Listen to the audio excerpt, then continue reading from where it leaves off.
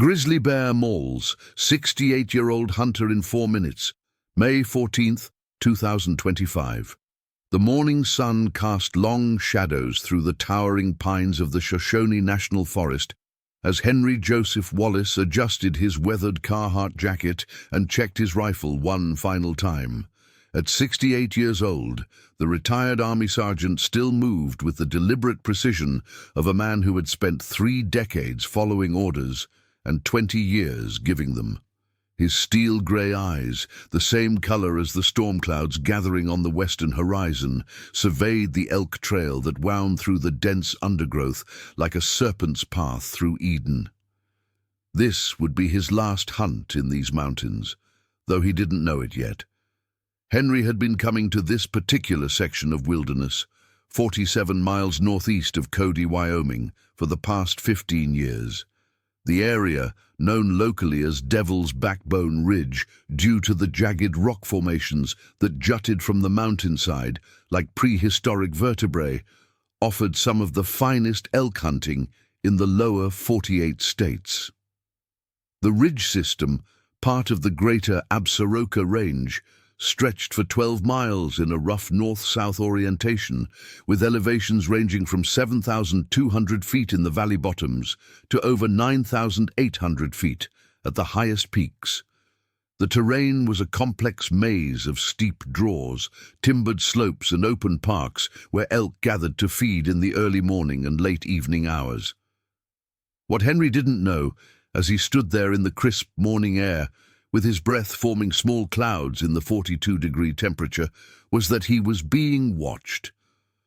300 yards upslope, hidden in a dense thicket of serviceberry and mountain ash, a massive male grizzly bear had caught his scent on the shifting morning breeze. The bear, a dominant boar that wildlife biologists would later estimate at over 650 pounds and standing nearly 4 feet at the shoulder while on all fours, had been feeding on an elk carcass he had claimed from a pack of wolves just 2 days earlier. The partially consumed carcass lay in a natural depression beneath a cluster of fallen logs, and the bear had been guarding it aggressively, as grizzlies are known to do with their cached food sources. Henry Wallace had been born in Billings, Montana, on a bitter February morning in 1957, the second son of cattle rancher William Wallace and schoolteacher Margaret O'Brien Wallace. His childhood had been spent learning the ways of the outdoors from his father, a man who believed that a boy wasn't properly raised unless he could track game, read weather signs, and survive on his own in the wilderness for at least a week. By the age of 12, Henry could field dress an elk in under 30 minutes and had already taken his first mule deer with his grandfather's Winchester Model 70 in 30006 Springfield, a rifle that now rested in the gun safe at his home in Sheridan, Wyoming, having been passed down through 3 generations of Wallace men. After graduating from Billings West High School in 1975, Henry had enlisted in the United States Army, drawn by a combination of patriotic duty and a desire to see the world beyond the cattle ranches and wheat fields of his youth. He had spent the next 30 years in uniform, serving tours in Germany during the Cold War, 2 deployments to Iraq during Operation Desert Storm and the subsequent occupation, and finally a stint as a drill instructor at Fort Benning, Georgia, before retiring as a master sergeant in 2005. His military service had taught him discipline, attention to detail, and an almost supernatural ability to remain calm under pressure, qualities that had served him well in civilian life as the owner of a small construction company specializing in custom log homes. Henry's hunting partner for this particular expedition was James Michael Miller, a 54-year-old emergency room physician from Billings, who had met Henry through their shared membership in the Rocky Mountain Elk Foundation. Dr. Miller, as he was known to most everyone except his closest friends, was a man of medium build with thinning brown hair and the kind of soft hands that spoke of a life spent indoors, though his steady nerves and quick thinking had saved countless lives during his 23 years practicing emergency medicine at St. Vincent Healthcare. He had grown up in suburban Chicago, the son of an insurance executive, and hadn't held a rifle until he was 28 years old and had moved to Montana to complete his residency. But what he lacked in lifelong experience, he made up for with meticulous preparation and an almost obsessive attention to safety protocols. The third member of their hunting party was Robert "Bobby" James Evans, a 41-year-old game warden with the Wyoming Game and Fish Department who had known Henry for over a decade. Bobby was a third-generation Wyoming native, born and raised in the shadow of the Bighorn Mountains, and possessed the kind of intuitive understanding of wildlife behavior that comes only from spending one's entire life in close contact with the natural world. At 6 feet 2 inches tall and weighing 220 pounds, with hands the size of dinner plates and forearms corded with muscle from years of physical outdoor work, Bobby looked like he had been carved from the same granite as the mountains he protected. His knowledge of bear behavior would prove crucial in the events that were about to unfold, though even his expertise would not be enough to prevent the tragedy that was already beginning to take shape in the morning mist. The three men had arrived at their base camp 3 days earlier, on the morning of May 11th, driving Bobby's modified Ford F-350 pickup truck up the winding gravel road known as Forest Service Road 291, which accessed some of the most remote hunting areas in the Shoshone National Forest. Their camp was situated in a small clearing beside Whitetail Creek, a crystal-clear mountain stream that provided fresh water and served as a natural highway for the wildlife that moved through the area.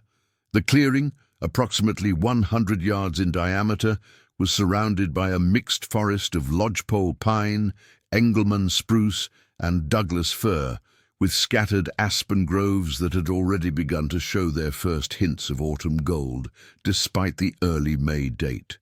The men had established their camp with military precision, a habit that Henry had insisted upon and that the others had readily adopted. Their sleeping quarters consisted of 2 modern 4-season mountaineering tents arranged in a rough triangle around a central fire pit that Bobby had constructed from native stones gathered from the creek bed. Food and scented items were stored in bear-proof containers that hung from steel cables, strung between 2 massive pines at the north end of the clearing, following all established protocols for camping in grizzly bear country. A portable camp table held their cooking equipment, maps, and the GPS units that each man carried as backup navigation tools. For the past 3 days, they had hunted the ridges and valleys surrounding their camp with methodical thoroughness, following established elk trails and glassing the open parks where the animals typically fed. Each morning began with a pre-dawn breakfast of instant coffee, oatmeal, and whatever provisions they had brought from home, followed by a careful review of their planned hunting routes and emergency contingency plans. Bobby, with his extensive knowledge of the local terrain and wildlife patterns, served as their guide, while Henry's military experience made him the natural choice for overall expedition leader. Dr. Miller, despite being the least experienced hunter of the group, proved his worth through his careful attention to safety protocols and his to-spot game at remarkable distances using the high-powered Leica binoculars he had purchased specifically for this trip. The area they were hunting had a complex recent history with grizzly bears that would prove to be devastatingly relevant to the events about to unfold. Just 6 weeks earlier, on March 29th, a female grizzly with 2 yearling cubs had emerged from hibernation in a den located approximately 2 miles northeast of their current location. The sow, identified by wildlife biologists as bear number B401, based on the numbered ear tag she had received during a research capture 3 years ago earlier, was an 11-year-old female that had established a territory covering nearly 40 square miles of the most rugged terrain in the forest. Her den, located beneath a massive boulder field on the north face of Observation Peak, had been excavated into a south-facing slope that provided optimal conditions for winter hibernation. During her 3 years under scientific observation, bear number B401 had demonstrated several behavioral patterns that marked her as potentially dangerous to humans. Unlike many female grizzlies who typically avoid confrontation and retreat when encountering people, B401 had shown a tendency toward food aggression and territorial defense that had resulted in 2 previous encounters with hunters in the fall of 2023.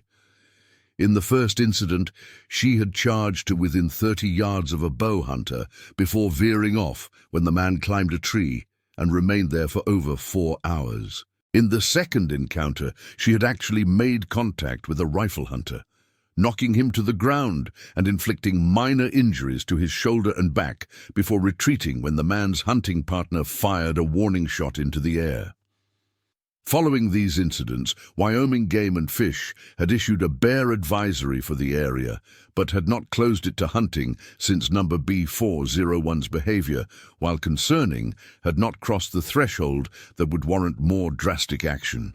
The advisory, which was still in effect during Henry's hunting trip, recommended that hunters travel in groups of 3 or more, carry bear spray, and make noise while moving through heavy cover, and avoid areas where fresh bear sign was evident.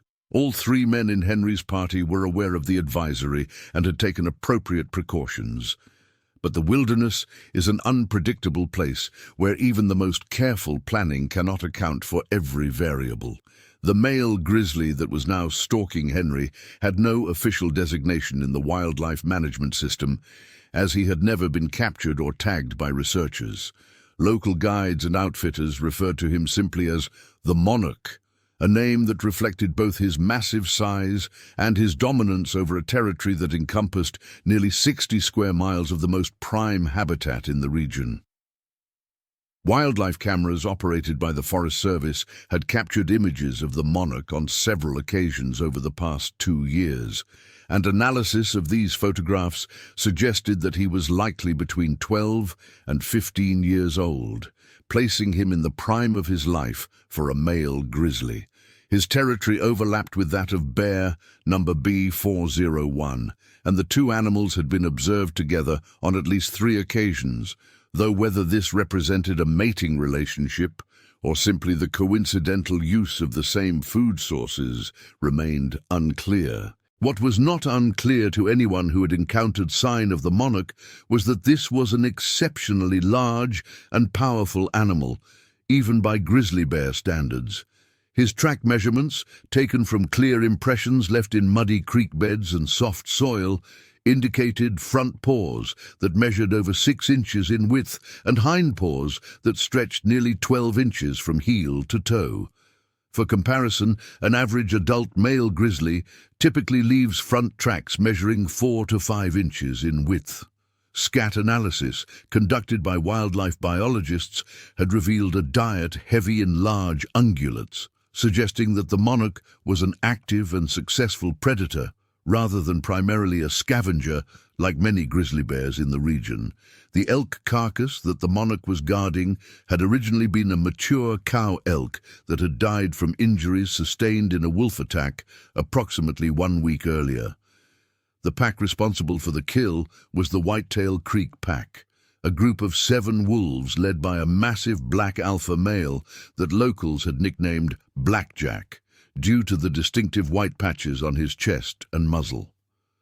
The pack had made the kill in the early evening hours of May 7th, bringing down the elk after a pursuit that had covered over 3 miles of rugged terrain.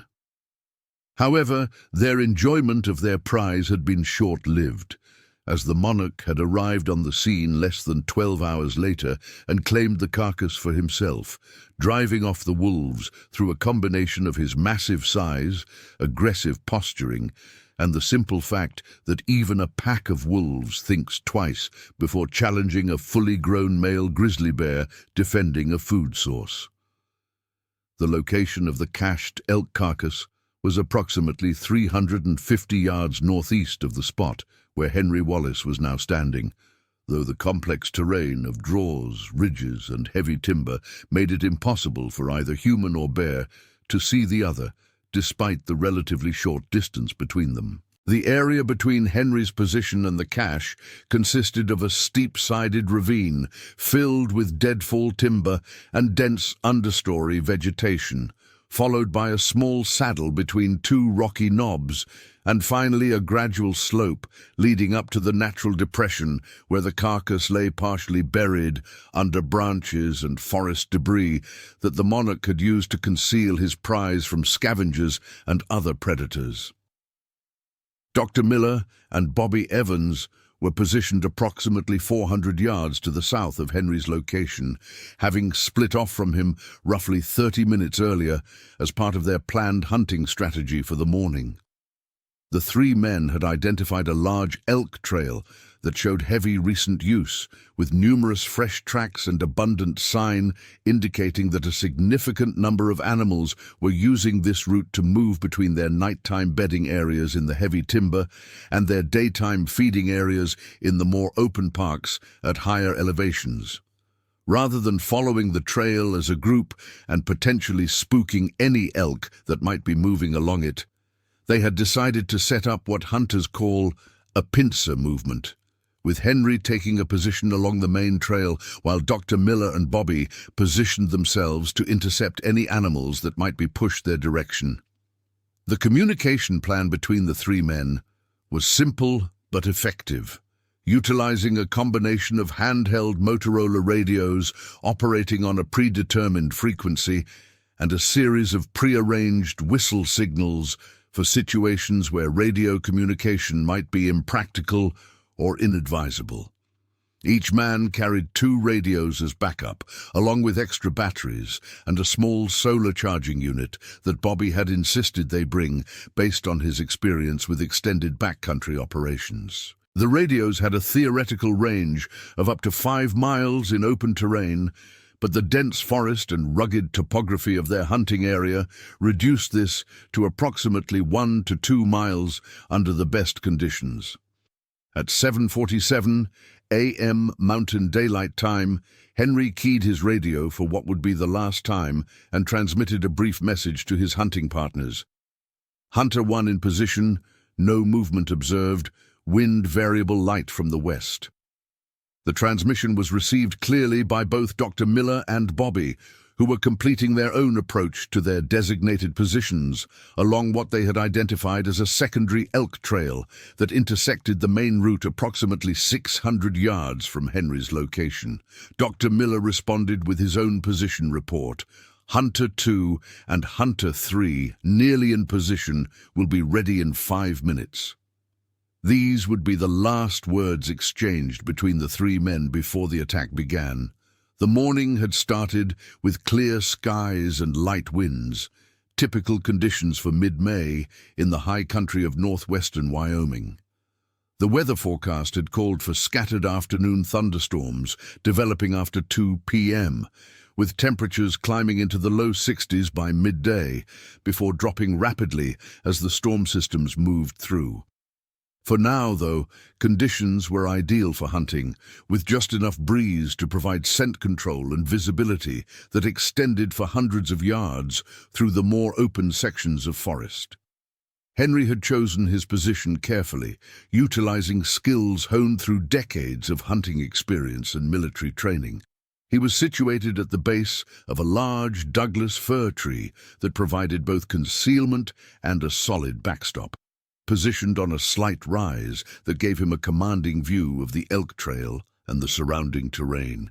His Remington Model 700 rifle in .300 Winchester Magnum was loaded with premium 180-grain Nosler partition bullets, a combination that provided the power and accuracy necessary for ethical elk hunting at extended ranges. The rifle itself was a tool that Henry knew intimately, having owned it for over 20 years and having fired thousands of rounds through its barrel at targets ranging from paper bullseyes to game animals across the western United States.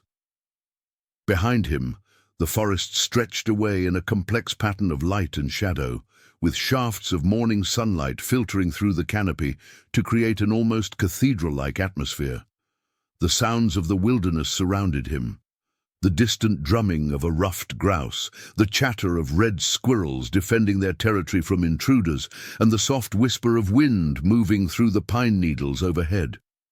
These were the sounds that Henry had grown up with, the sounds that had provided the soundtrack to some of his most cherished memories, and the sounds that would soon be replaced by something far more sinister. At 7:52 a.m., the monarch caught Henry's scent on a sudden shift in the morning breeze. The bear's reaction was immediate and dramatic, with his massive head coming up from the elk carcass and his small, dark eyes scanning the forest below his position with the intensity of a predator that has suddenly realized he may no longer be alone in his territory. Grizzly bears possess an extraordinarily acute sense of smell, estimated to be 7 times more sensitive than that of a bloodhound, and the monarch's olfactory system had no difficulty identifying the scent as that of a human male, along with the metallic odors of gun oil and ammunition that clung to Henry's clothing and equipment. The bear's initial response was to stand on his hind legs, rising to a height of nearly 8 feet and using his elevated position to gather additional sensory information about the potential threat. In this position, he could detect not only Henry's scent, but also the fainter odors of the other 2 men positioned further away, though the complex air currents created by the uneven terrain made it difficult for him to determine exact locations or distances. What was clear to the bear's primitive but highly effective threat assessment system was that humans had entered his territory in significant numbers and were positioned between him and his cached food source. For a wild grizzly bear, especially a dominant male protecting a valuable resource like a large carcass, the presence of humans in such proximity represents a direct challenge that cannot be ignored. Unlike black bears, which typically avoid confrontation with humans whenever possible, grizzly bears have evolved as apex predators with few natural enemies and a behavioral repertoire that strongly favors aggressive defense of territory and food sources. The monarch's decision tree was relatively simple: drive off the intruders or risk losing his cached elk to competitors. The bear dropped back to all fours and began moving through the forest with the kind of fluid, nearly silent motion that belies the massive size and weight of these animals. Despite weighing well over 600 pounds, the monarch moved through the heavy undergrowth with remarkable stealth, his broad paws distributing his weight evenly and his long claws providing traction on the uneven terrain. His route took him down into the steep-sided ravine that separated his position from Henry's location, following a natural corridor that would bring him to within 50 yards of the hunter while remaining completely concealed by the dense vegetation and complex topography. Henry, meanwhile, remained focused on the elk trail in front of him, unaware that he was about to become the target of one of North America's most formidable predators. His training and experience had taught him to remain alert for the subtle signs that indicate the presence of game animals. The flash of movement in peripheral vision, the sound of hooves on stone, or the snap of a twig under the weight of a large animal. What his training had not prepared him for, because such encounters are extraordinarily rare, was the possibility that he himself might become the hunted rather than the hunter. The terrain that separated Henry from the monarch was a complex maze of natural features that would play a crucial role in the events about to unfold. The ravine that the bear was now descending was approximately 40 feet deep and perhaps 60 feet wide at its bottom, carved by centuries of snowmelt and seasonal flooding into a V-shaped channel filled with deadfall timber and massive boulders that had tumbled down from the slopes above. The bottom of the ravine was choked with a dense tangle of willows, alders, and other moisture-loving vegetation that created an almost impenetrable barrier to movement for most animals, but posed little obstacle to a grizzly bear's ability to force his way through. The sides of the ravine were steep but not vertical, covered with loose rock and sparse vegetation that provided uncertain footing for anything attempting to climb them. Several game trails crossed the ravine at various points, worn by generations of deer, elk, and other animals that use these natural corridors to move between feeding and bedding areas. The monarch was intimately familiar with these trails, having traveled them countless times during his years of territorial dominance, and he selected the route that would bring him closest to Henry's position while providing maximum concealment. At 7:58 a.m., the monarch reached the bottom of the ravine and paused to gather additional sensory information about his target. From this position, he could hear the soft sounds of Henry's breathing and the occasional creak of leather as the hunter adjusted his position against the tree. More importantly, the bear could smell the strong human scent that had originally attracted his attention, now much more concentrated and carrying the additional odors of soap, deodorant, and the synthetic materials that made up Henry's hunting clothing. To the monarch's predatory instincts, these were not the scents of an animal to be feared, but rather the distinctive signature of the species that had increasingly encroached upon his territory over the past several years. The bear began his final approach, moving up the far side of the ravine with deliberate care to avoid dislodging loose rocks that might alert his target to his presence. His route took him through a cluster of stunted pines and service berry bushes that provided excellent concealment while allowing him to maintain visual contact with his objective.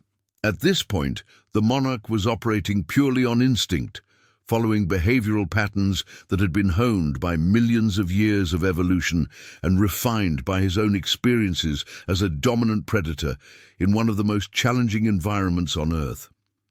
Henry's first indication that something was wrong came at exactly 8:03 a.m. When the normal sounds of the forest around him suddenly ceased. The red squirrels stopped their chattering, the small songbirds that had been active in the canopy overhead fell silent, and even the ever-present whisper of wind through the pine needles seemed to diminish to an almost unnatural quiet. For a hunter with Henry's experience, this sudden silence was as clear a warning sign as an alarm bell, indicating that a large predator was moving through the area and causing all the smaller animals to hunker down and wait for danger to pass. Henry slowly turned his head to scan the forest behind him, moving with the careful deliberation of a man who understands that sudden movements can trigger aggressive responses from startled wildlife. His eyes systematically swept the terrain from left to right, looking for the telltale signs of movement or the distinctive outline of an animal partially concealed by vegetation. What he saw, emerging from a thicket of serviceberry bushes approximately 75 yards away, caused his blood to run cold and his heart rate to spike to levels he hadn't experienced since his last firefight in Iraq over 20 years earlier.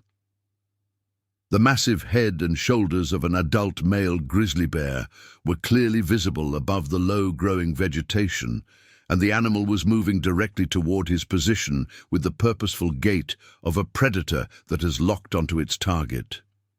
Even at this distance, Henry could see the distinctive dish-shaped face, small rounded ears, and prominent shoulder hump that identified the animal as a grizzly rather than the less dangerous black bear.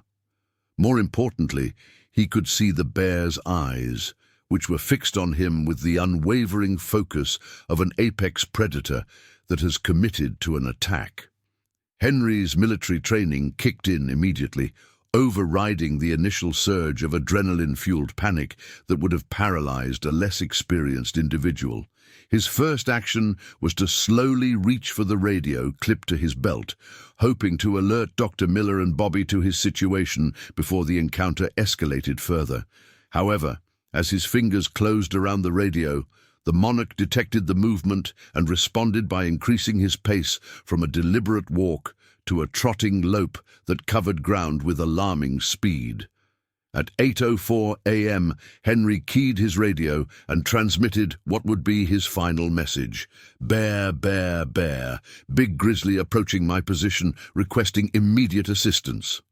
The transmission was received clearly by both Dr. Miller and Bobby, who immediately began moving toward Henry's location, while Dr. Miller simultaneously attempted to contact local emergency services using the satellite communication device they carried for just such emergencies. The Monarch's approach covered the remaining distance between his position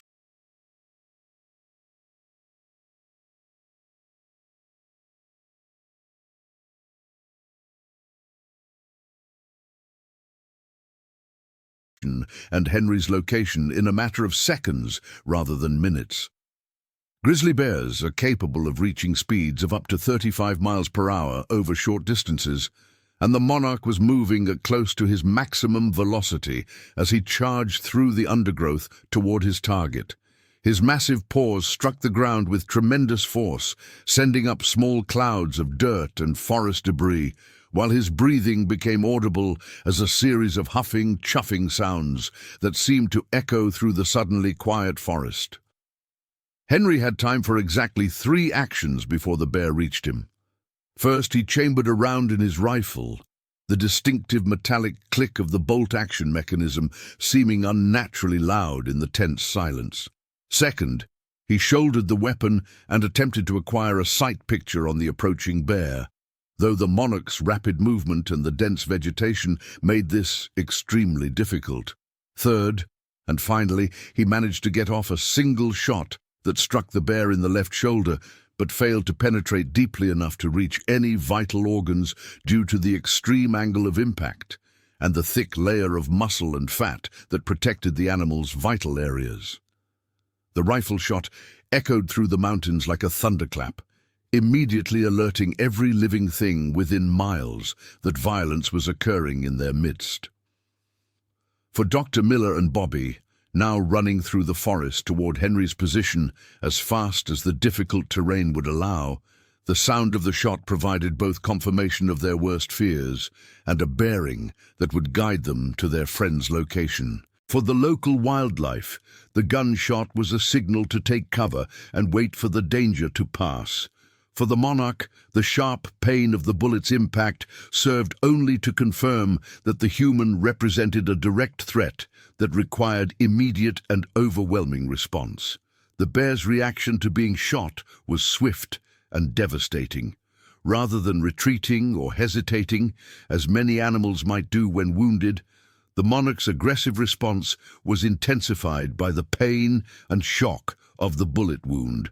He closed the final 20 yards between himself and Henry in a matter of seconds, his massive form crashing through the last of the intervening vegetation with the unstoppable momentum of a runaway freight train. Henry managed to work the bolt of his rifle and chamber a second round, but he never had the opportunity to fire it. The Monarch struck him with the full force of over 600 pounds, moving at nearly 30 miles per hour. A collision that sent both man and bear tumbling to the ground in a tangle of claws, teeth, and desperate human screams that could be heard clearly by Dr. Miller and Bobby despite their distance from the attack site. The initial impact broke 3 of Henry's ribs and dislocated his left shoulder, injuries that would have been debilitating under normal circumstances, but which barely registered in his consciousness as his entire world was suddenly reduced to the immediate struggle for survival against one of nature's most powerful predators. The Monarch's first swipe with his right paw caught Henry across the chest and abdomen, the bear's claws tearing through his hunting jacket, shirt, and the flesh beneath with the efficiency of surgical instruments designed by evolution for exactly this purpose. Henry's training and survival instincts took over as he attempted to protect his vital organs by curling into a defensive ball, a technique that is sometimes effective against black bear attacks, but which provides limited protection against the more aggressive and powerful grizzly bear. The Monarch's response was to grab Henry by the back and shoulders with his teeth, the bear's powerful jaws exerting crushing pressure that fractured Henry's scapula and several vertebrae, while his canine teeth, each nearly 2 inches long, punctured through skin, muscle, and connective tissue to reach the bone beneath. The attack continued with relentless fury as the Monarch shook Henry like a terrier shaking a rat. the bear's massive head whipping from side to side with enough force to cause severe internal injuries, even beyond the obvious trauma being inflicted by teeth and claws. Henry's attempts to fight back were largely ineffective against an opponent that outweighed him by more than 4-1 and possessed natural weapons that had evolved specifically for killing large prey animals. His knife, a custom-made blade with a 6-inch steel blade that he had carried since his military service, remained sheathed on his belt as his hands were occupied with the desperate task of trying to protect his face and throat from the bear's continued assault. Dr. Miller and Bobby reached the edge of the attack site at 8:07 a.m., exactly 4 minutes after Henry's initial radio transmission and approximately 3 minutes into the physical encounter between man and bear. What they saw would haunt both men for the rest of their lives. Their friend and hunting companion was on the ground beneath the massive grizzly, which was continuing its assault with single-minded determination. Blood was visible on the ground around the struggling figures, and Henry's screams had given way to an ominous silence that suggested he was either unconscious or worse. Bobby's response was immediate and decisive, drawing his sidearm, a .44 Magnum revolver loaded with hard-cast lead bullets, specifically chosen for their ability to penetrate the thick hide and heavy bone structure of large bears. From a distance of approximately 30 yards, he fired 3 shots in rapid succession, all of which struck the monarch in the torso and finally succeeded in driving the bear away from Henry's motionless form. The bear retreated approximately 50 yards before collapsing, the cumulative effects of 4 bullet wounds finally overcoming his massive strength and determination.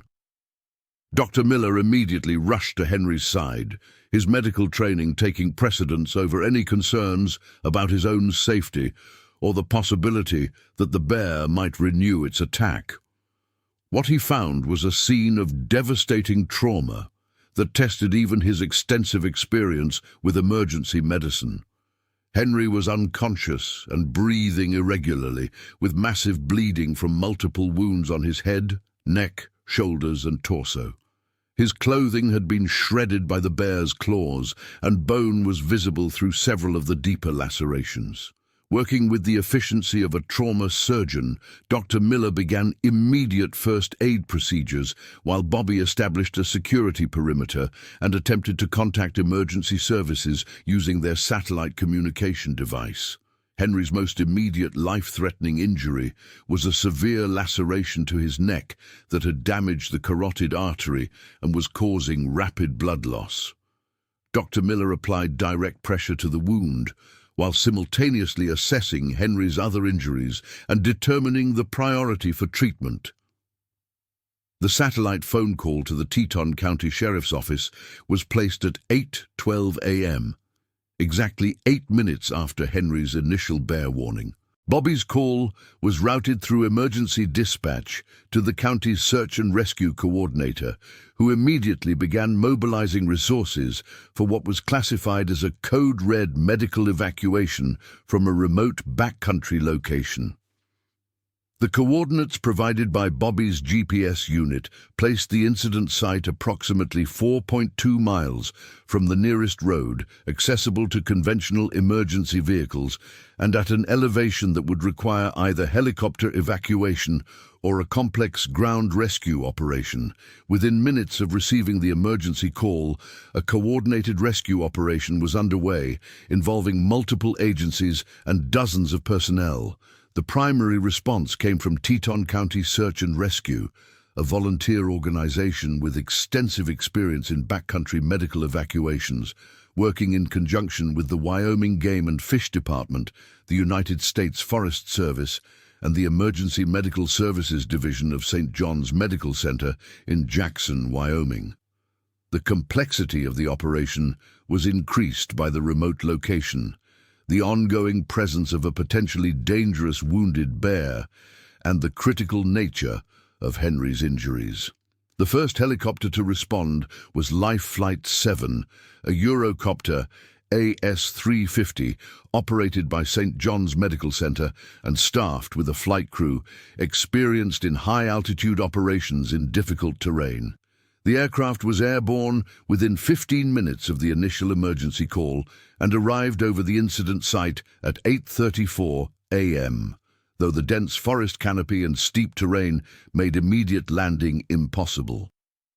The flight crew conducted an aerial reconnaissance of the area while ground teams worked to establish a suitable landing zone and to ensure that the wounded bear no longer posed a threat to rescue personnel.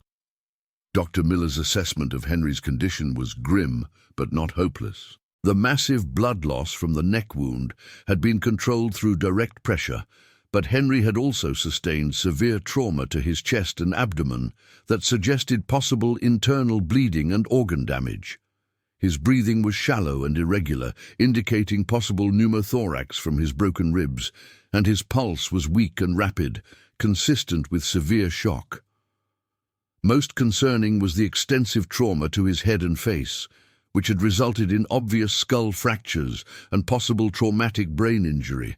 Bobby's examination of the Monarch confirmed that the bear was dead, the 4 bullet wounds having caused massive internal damage that proved fatal within minutes of the shooting. However, standard protocol for bear attacks requires that the animal be examined by wildlife officials to determine the circumstances of the encounter and to assess whether other bears in the area might pose similar threats. Additionally, the bear's carcass would need to be removed from the site to prevent it from attracting scavengers that might interfere with the rescue operation. The establishment of a helicopter landing zone required the combined efforts of Bobby, Dr. Miller, and the 1st Ground Rescue Team to reach the site, a 4-person crew from Teton County Search and Rescue led by team leader Sarah Chen, a paramedic with 15 years of experience in wilderness medicine. The team had hiked the 4.2 miles from the nearest road access in just under 2 hours, carrying specialized medical equipment and communication gear that would be essential for stabilizing Henry and coordinating his evacuation. Sarah's initial assessment of Henry confirmed Dr. Miller's preliminary diagnosis, but added several additional concerns that had not been immediately apparent. The extensive trauma to Henry's torso had resulted in a condition known as flail chest, where multiple rib fractures had created a section of chest wall that moved independently from the rest of the rib cage during breathing. This condition, combined with probable internal bleeding, meant that Henry's condition was continuing to deteriorate despite the first aid measures that had been applied. The helicopter landing zone was established in a small clearing approximately 200 yards from the attack site, requiring the rescue teams to transport Henry through difficult terrain while maintaining the medical interventions that were keeping him alive. This transport was accomplished using a specialized wilderness rescue litter, a lightweight but rigid stretcher designed specifically for moving critically injured patients through backcountry environments. The litter was equipped with wheels that could be deployed on smooth terrain and could be converted to a hand-carried configuration when the ground became too rough or steep for wheels. During the transport to the landing zone, Henry regained consciousness briefly, long enough to recognize Dr. Miller and to attempt to speak. His words were largely unintelligible due to the trauma to his face and throat, but both Dr. Miller and Sarah were able to make out what appeared to be Henry asking about the bear and whether his hunting companions were safe. This moment of consciousness was encouraging from a neurological standpoint, suggesting that his brain injuries, while severe, might not be immediately life-threatening. The helicopter evacuation began at 9:23 a.m., with Henry being loaded aboard Life Flight 7, along with Sarah Chen, who would continue providing medical care during the flight to the hospital.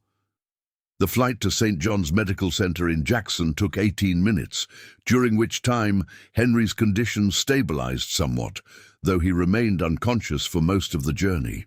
The helicopter landing at the hospital was met by a full trauma team led by Dr. Robert Anderson, the chief of emergency medicine, who had been briefed on Henry's condition during the flight and had prepared the trauma bay for immediate surgery. Dr. Miller and Bobby remained at the attack site for several more hours, providing statements to investigating officers from the Wyoming Game and Fish Department and assisting with the documentation and removal of the monarch's carcass.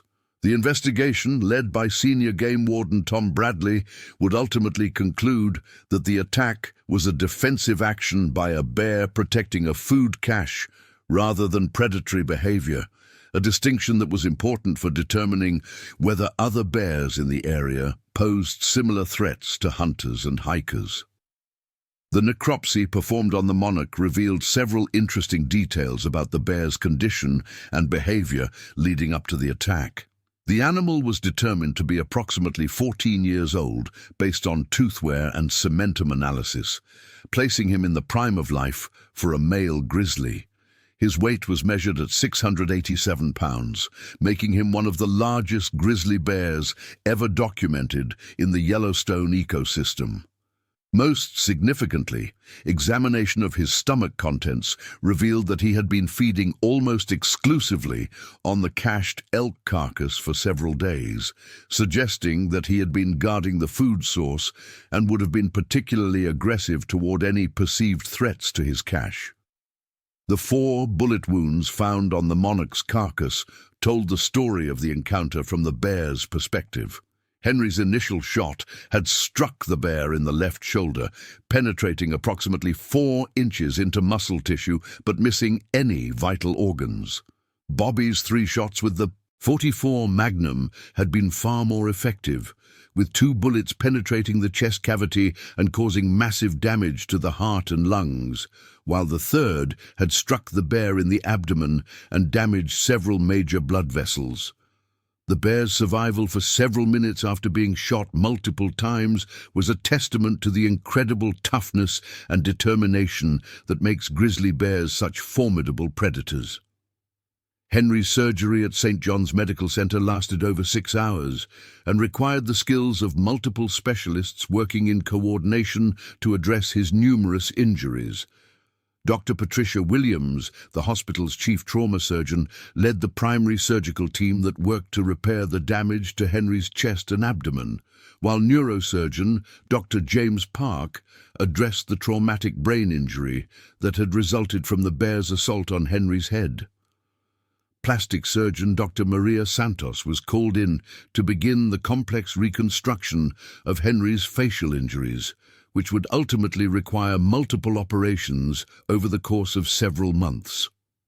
The extent of Henry's injuries was staggering, even by the standards of a Level 1 trauma center that regularly treated victims of high-speed automobile accidents and industrial mishaps.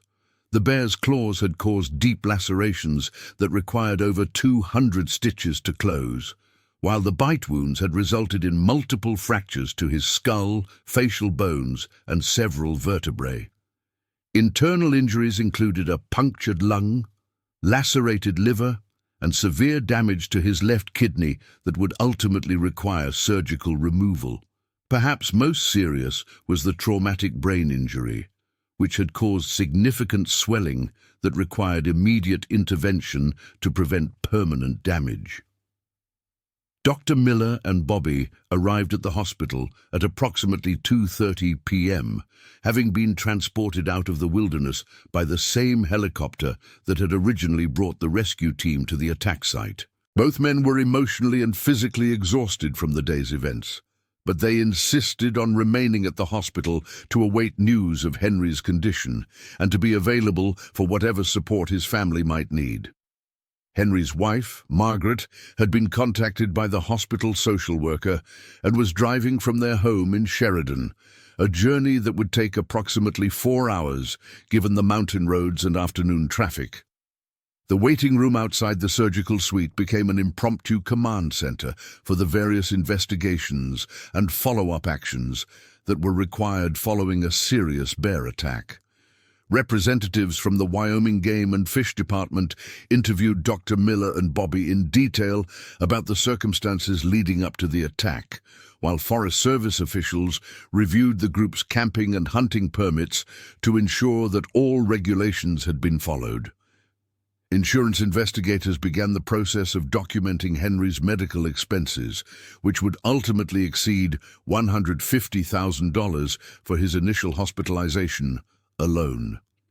Margaret Wallace arrived at the hospital at 6:45 p.m., accompanied by Henry's brother, Daniel, and his adult son, Michael, both of whom had driven from their respective homes to provide support during the crisis.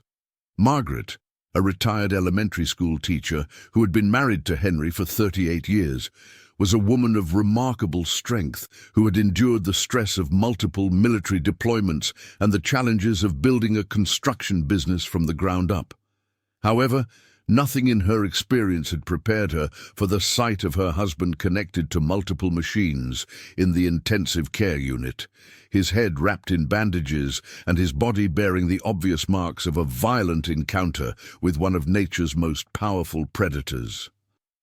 Dr. Williams briefed the family on Henry's condition with the clinical precision of a surgeon who had delivered similar news hundreds of times over her career, but with the compassion of someone who understood that they were discussing not just a patient, but a husband, father, and friend whose life had been irrevocably changed by 4 minutes of violence in the wilderness. Henry had survived the surgery, but his recovery would be long and uncertain, with no guarantee that he would ever regain full function of his injured limbs or recover completely from his traumatic brain injury.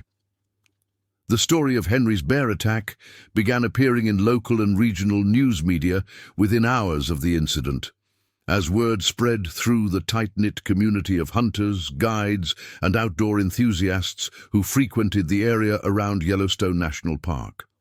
The initial reports were necessarily brief and lacked detail, as the investigation was still ongoing and the family had requested privacy during Henry's medical treatment. However, the basic facts of the case, a 68-year-old hunter mauled by a grizzly bear during a legal elk hunt, were dramatic enough to attract attention from news outlets across the region and eventually from national media organizations.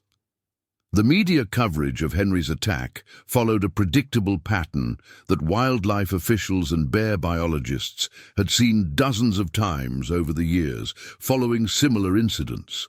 Initial reports focused on the dramatic nature of the encounter and the severity of Henry's injuries, often with sensationalized headlines that emphasized the danger posed by grizzly bears to hunters and other outdoor enthusiasts. Follow-up stories typically included interviews with local officials discussing bear safety and the steps being taken to prevent similar attacks, while longer-term coverage often devolved into debates about wildlife management policies and whether grizzly bears should be removed from the endangered species list. What distinguished Henry's case from many other bear attacks was the level of experience and preparation that he and his hunting companions had demonstrated prior to the encounter. Unlike some bear attack victims who had made obvious mistakes, such as hiking alone in known bear habitat or failing to properly store food in bear country, Henry's group had followed established safety protocols and had taken reasonable precautions to avoid conflicts with wildlife. This fact made the attack particularly troubling to wildlife officials, as it suggested that even experienced outdoorsmen following proper procedures were not immune to the risks associated with spending time in grizzly bear habitat. Dr. Michael Thompson, a bear biologist with the Interagency Grizzly Bear Study Team, who had been studying bear behavior in the Yellowstone ecosystem for over 20 years, was contacted by multiple media outlets for his perspective on Henry's attack. Dr. Thompson's analysis of the incident, based on the preliminary reports from investigating officers, suggested that the attack was a classic example of a bear defending a food cache rather than predatory or purely aggressive behavior. This distinction was important for several reasons.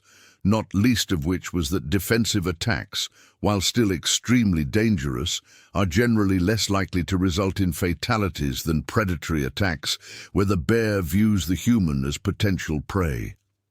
The presence of the cached elk carcass near the attack site was a crucial factor in understanding the monarch's behavior leading up to the encounter. Grizzly bears are opportunistic feeders that will defend valuable food sources aggressively, particularly during the spring months when they are recovering from the metabolic stress of hibernation and need to rebuild their fat reserves for the coming winter. A large elk carcass represents thousands of calories and several days' worth of nutrition for a bear, making it a resource worth defending against all potential competitors, including humans. Dr. Thompson's research had documented similar defensive behavior in other bears throughout the Yellowstone ecosystem, though most encounters resulted in the bear retreating once it determined that the humans posed no direct threat to its food cache. What made the monarch's response unusual was the intensity and duration of his attack, which continued well beyond the point where most bears would have determined that the threat had been neutralized.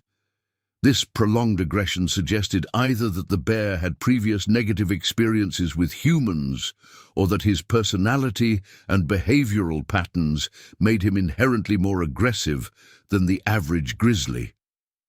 The investigation into the monarch's background revealed that this was not the first time the bear had been involved in human encounters, though previous incidents had been less serious and had not resulted in physical contact. Trail cameras operated by the Forest Service had documented the bear approaching occupied campsites on at least 3 occasions over the past 2 years, behavior that was concerning but not necessarily unusual for grizzly bears in areas with high human activity. More troubling were reports from local hunting guides who claimed to have encountered the bear on multiple occasions, and who described him as unusually bold and aggressive compared to other bears in the area. These previous encounters had not been reported to wildlife officials, largely because they had not resulted in any injuries or property damage, and because the hunting guides were reluctant to provide information that might result in the closure of prime hunting areas. This reluctance to report non-injurious bear encounters is a common problem throughout grizzly bear habitat, as property owners and commercial operators often fear that reporting bear activity will result in regulatory restrictions that could impact their livelihoods. However, the pattern of escalating encounters with the monarch suggested that wildlife officials might have been able to take preventive action if they had been aware of the bear's increasingly problematic behavior. Following standard protocol for serious bear attacks, the Wyoming Game and Fish Department conducted a comprehensive review of bear management policies in the area where Henry's attack occurred. This review included an analysis of bear population trends, an assessment of human-bear conflict patterns, and the evaluation of current safety recommendations for hunters and other backcountry users. The results of this review would ultimately lead to several changes in how bear encounters were reported and managed, though these changes came too late to help Henry or to prevent his attack. One of the most significant findings of the post-attack investigation was that the area where Henry's group had been hunting supported a much higher density of grizzly bears than had been previously documented. Trail camera surveys conducted in the weeks following the attack revealed the presence of at least 7 different individual bears within a 5-square-mile area around the attack site, including 2 adult females with cubs and 3 additional adult males besides the monarch. This density was significantly higher than the regional average and suggested that the area represented particularly high-quality habitat that was attracting bears from a wide geographic range. The high bear density in the area was likely due to several factors, including the presence of numerous elk winter kills that provided carrion during the spring months, an abundance of white-bark pine nuts that serve as an important fall food source for grizzly bears, and relatively low levels of human disturbance during most of the year. The combination of high-quality food sources and minimal human presence had created an almost ideal environment for grizzly bears. But it had also set the stage for the kind of aggressive territorial behavior that had resulted in Henry's attack. Henry's recovery progressed slowly through the first week following his attack, with medical staff cautiously optimistic about his chances for survival, but uncertain about the extent of his long-term disabilities. The traumatic brain injury remained the most serious concern, as swelling in his brain continued to fluctuate, despite aggressive medical intervention. His other injuries, while severe, were healing according to normal patterns for trauma of this magnitude, and Dr. Williams was particularly encouraged by the absence of serious infections, despite the massive tissue damage caused by the bear's claws and teeth. Margaret Wallace maintained a bedside vigil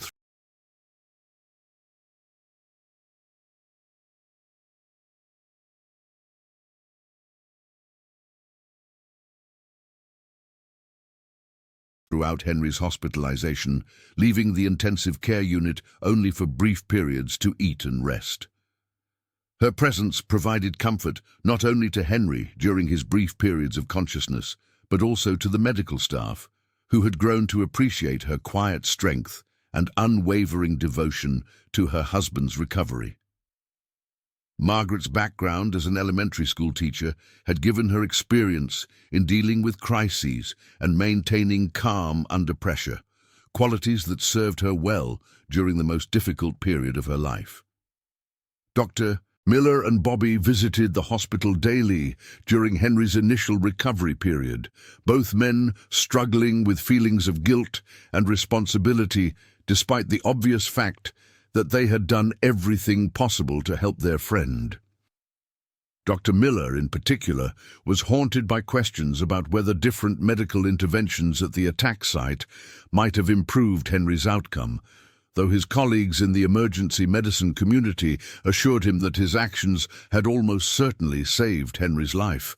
Bobby dealt with his emotions by throwing himself into the bear investigation, working closely with game and fish officials to ensure that every aspect of the attack was thoroughly documented and analyzed.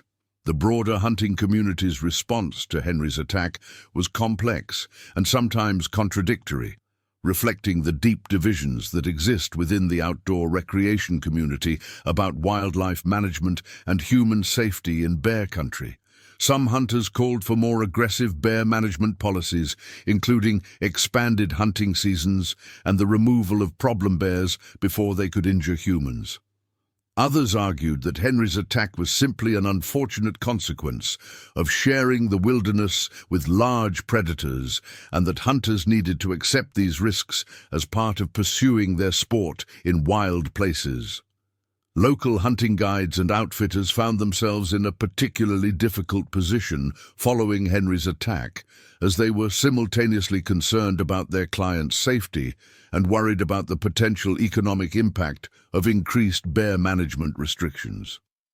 Several guides reported cancellations from clients who were no longer comfortable hunting in areas with known grizzly bear populations, while others found that their clients were now requesting additional safety measures, such as armed escorts and satellite communication devices, that increased the cost and complexity of their operations. The economic impact of Henry's attack extended far beyond the hunting and guiding community to include emergency services, healthcare systems, and wildlife management agencies that had expended significant resources in responding to the incident. The helicopter evacuation alone had cost over $15,000, while Henry's initial hospitalization had exceeded $150,000 in medical expenses. The bear investigation and increased management activities in the area had required hundreds of hours of staff time from multiple agencies, representing an additional cost of several $1,000s to taxpayers.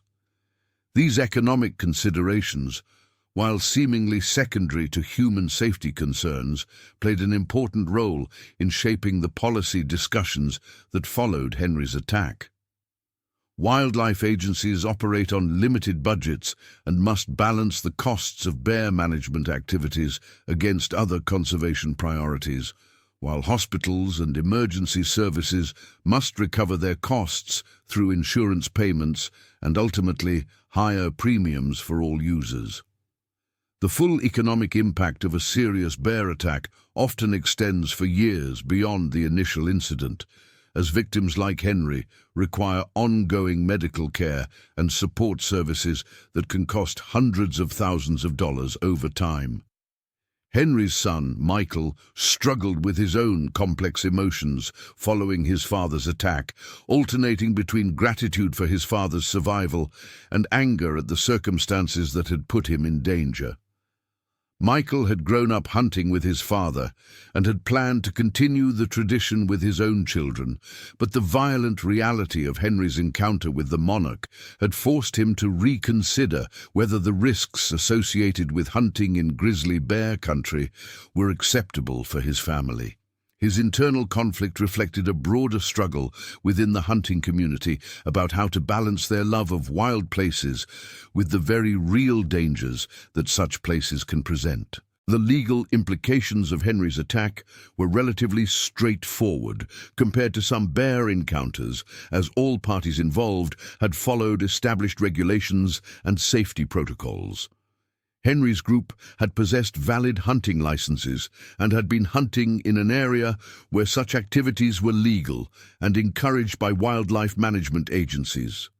The attack had occurred on public land, where grizzly bears were a known presence, and appropriate warnings had been posted for hunters and other backcountry users.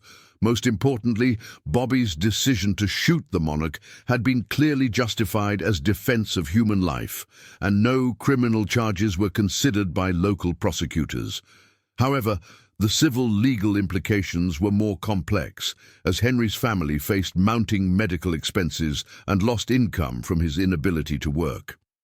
Henry's construction business, which had employed 6 full-time workers and several part-time contractors, faced an uncertain future without his day-to-day management and expertise. While insurance would cover some of his medical expenses, the long-term costs of his care and rehabilitation were likely to exceed his policy limits, leaving the family responsible for hundreds of thousands of dollars in additional expenses.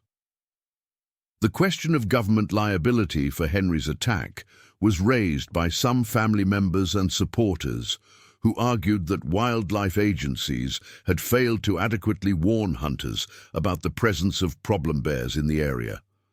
However, legal experts generally agreed that the government had fulfilled its obligations by posting appropriate warnings, and that the attack had occurred in an area where encounters with dangerous wildlife were a known and accepted risk.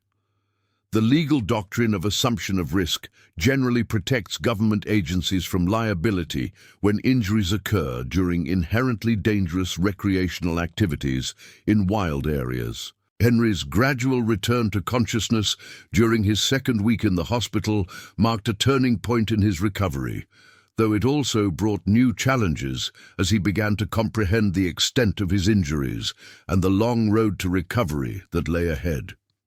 His first clear words, spoken to Margaret on the morning of May 26th, were characteristically concerned with others rather than himself. "Are the boys okay? Did anyone else get hurt?" His relief upon learning that Dr. Miller and Bobby were uninjured was palpable, though he showed little interest in discussing the details of his own attack when medical staff attempted to assess his memory of the incident. The psychological impact of Henry's attack extended far beyond the victim himself, to include his family, his hunting companions, and the broader community of people who knew and respected him. Margaret found herself dealing not only with the immediate crisis of her husband's injuries, but also with a fundamental shift in how she viewed their lifestyle and future plans. The couple had been looking forward to retirement and increased opportunities for outdoor recreation, but Henry's attack had forced them to confront the reality that their adventurous lifestyle carried serious risks that they had previously preferred not to consider too deeply.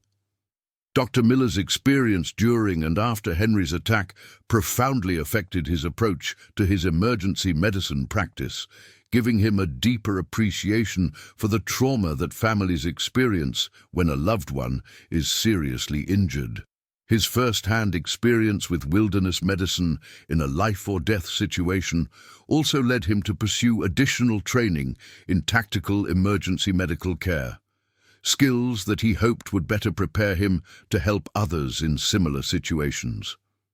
However, he also found himself questioning whether he wanted to continue hunting in areas with large predator populations, a decision that would have been unthinkable before witnessing Henry's attack. Bobby's response to the incident was perhaps the most complex of anyone involved, as his law enforcement training and experience with dangerous wildlife had prepared him for exactly this type of encounter, yet he still struggled with feelings of inadequacy and self-doubt. His decision to shoot the monarch had been tactically sound and legally justified, but he remained haunted by questions about whether earlier intervention might have prevented Henry's injuries.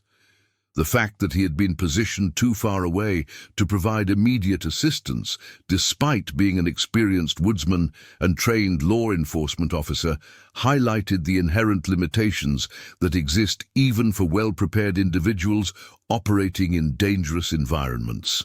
The media attention surrounding Henry's attack intensified during his second week in the hospital, as national news outlets began picking up the story and adding it to ongoing debates about grizzly bear management and public safety in the western United States. Henry's status as a military veteran added a human interest angle that appealed to news producers, while the dramatic nature of his rescue and the skill of his medical team provided compelling footage for television coverage. However, the family's request for privacy limited media access to Henry himself, forcing reporters to focus on broader policy issues and expert commentary rather than personal interviews with the victim. The National Park Service and Forest Service found themselves responding to increased public inquiries about bear safety following the media coverage of Henry's attack, with particular interest from hunters and hikers who were planning trips to the Yellowstone region during the upcoming summer season. Both agencies increased their public education efforts, distributing updated safety brochures and conducting additional training sessions for backcountry users. However, they also emphasized that Henry's attack was an extremely rare event and that millions of people safely enjoy outdoor recreation in grizzly bear habitat each year without incident.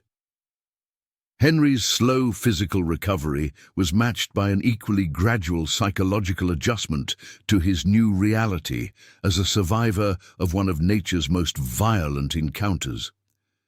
His memories of the attack itself remained fragmentary and confused, a common result of traumatic brain injury that may have been a psychological blessing given the horror of what he had experienced. However, his understanding of his injuries and their implications for his future grew clearer as the weeks passed, leading to periods of depression and frustration that required intervention from mental health professionals specializing in trauma recovery. The rehabilitation process for Henry's injuries would ultimately extend for over a year and would require the coordinated efforts of multiple medical specialists, physical therapists, occupational therapists, and counselors.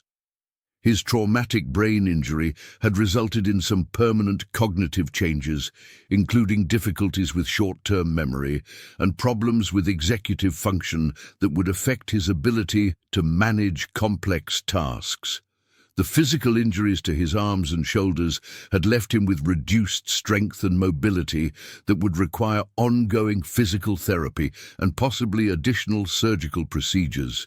Margaret's role during Henry's recovery evolved from that of a frightened wife, maintaining a hospital vigil, to that of a caregiver and advocate navigating a complex medical and insurance system while simultaneously trying to maintain some semblance of normal life for herself and her family. Her background in education proved valuable in dealing with medical professionals and understanding the various therapies and treatments that Henry required, while her natural organizational skills helped her manage the overwhelming paperwork and appointments that became a constant part of their lives. The financial impact of Henry's attack on his family was severe and long-lasting, despite having what they had considered adequate insurance coverage prior to the incident.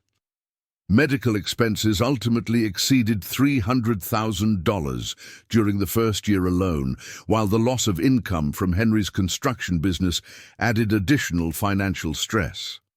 The business itself had to be sold at a significant loss when it became clear that Henry would not be able to return to the physical demands of construction work, eliminating what had been the family's primary source of income and their planned retirement security.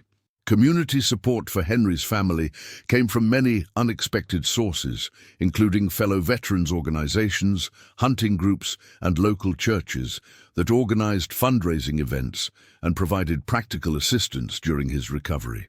The outpouring of support was both touching and necessary, as the family struggled to meet their basic living expenses while dealing with the overwhelming demands of Henry's medical care.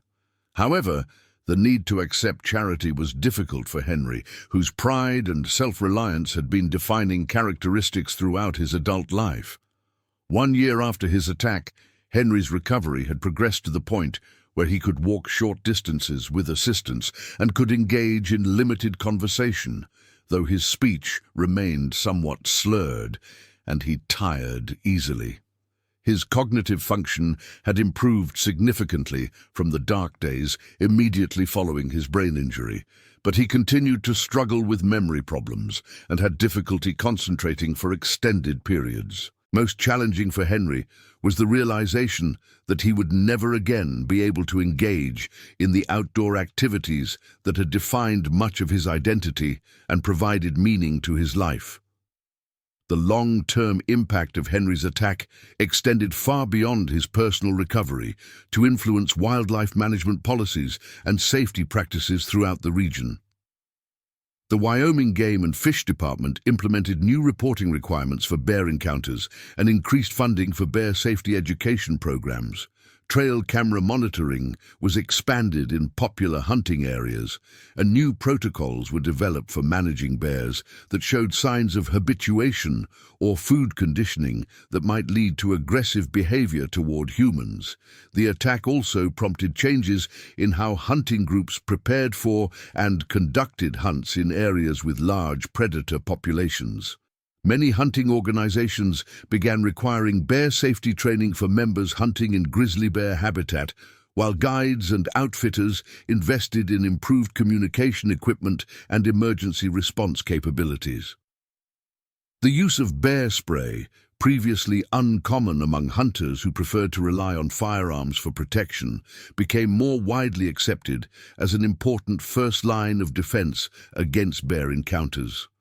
Dr. Thompson's research team used data from Henry's attack to refine their understanding of grizzly bear behavior and to develop improved predictive models for identifying bears that might pose elevated risks to human safety.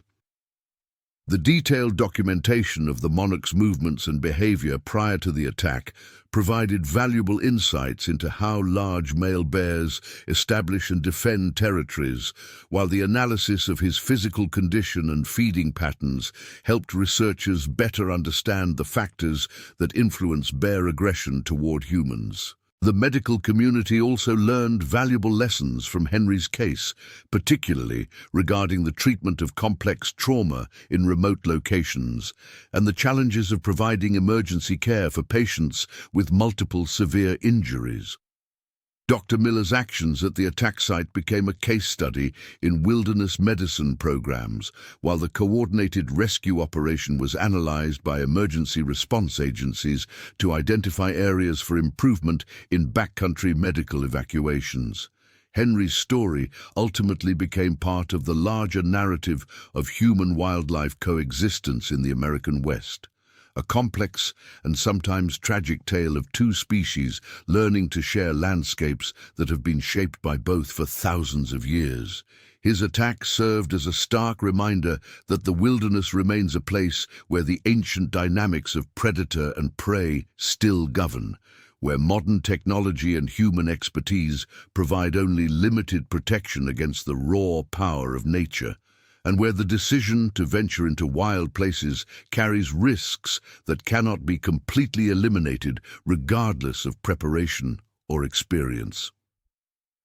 The small community of Sheridan, Wyoming, where Henry and Margaret had lived for over 20 years, rallied around the family with the kind of support that is often found in rural communities where people understand the risks and rewards of living close to wild places.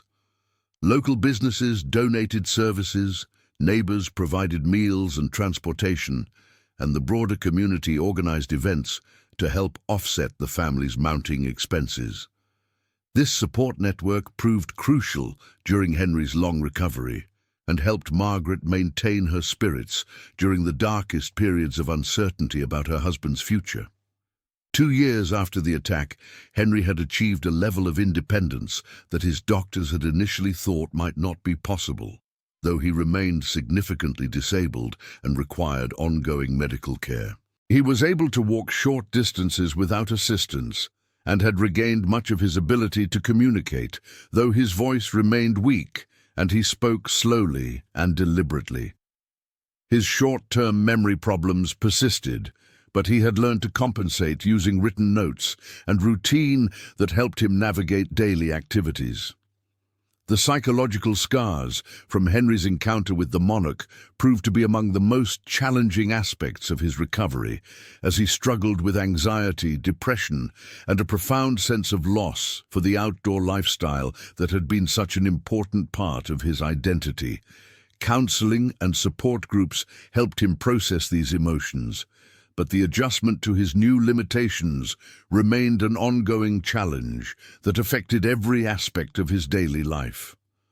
Margaret, too, required counseling to deal with her own trauma from witnessing her husband's suffering and to adjust to her new role as a caregiver.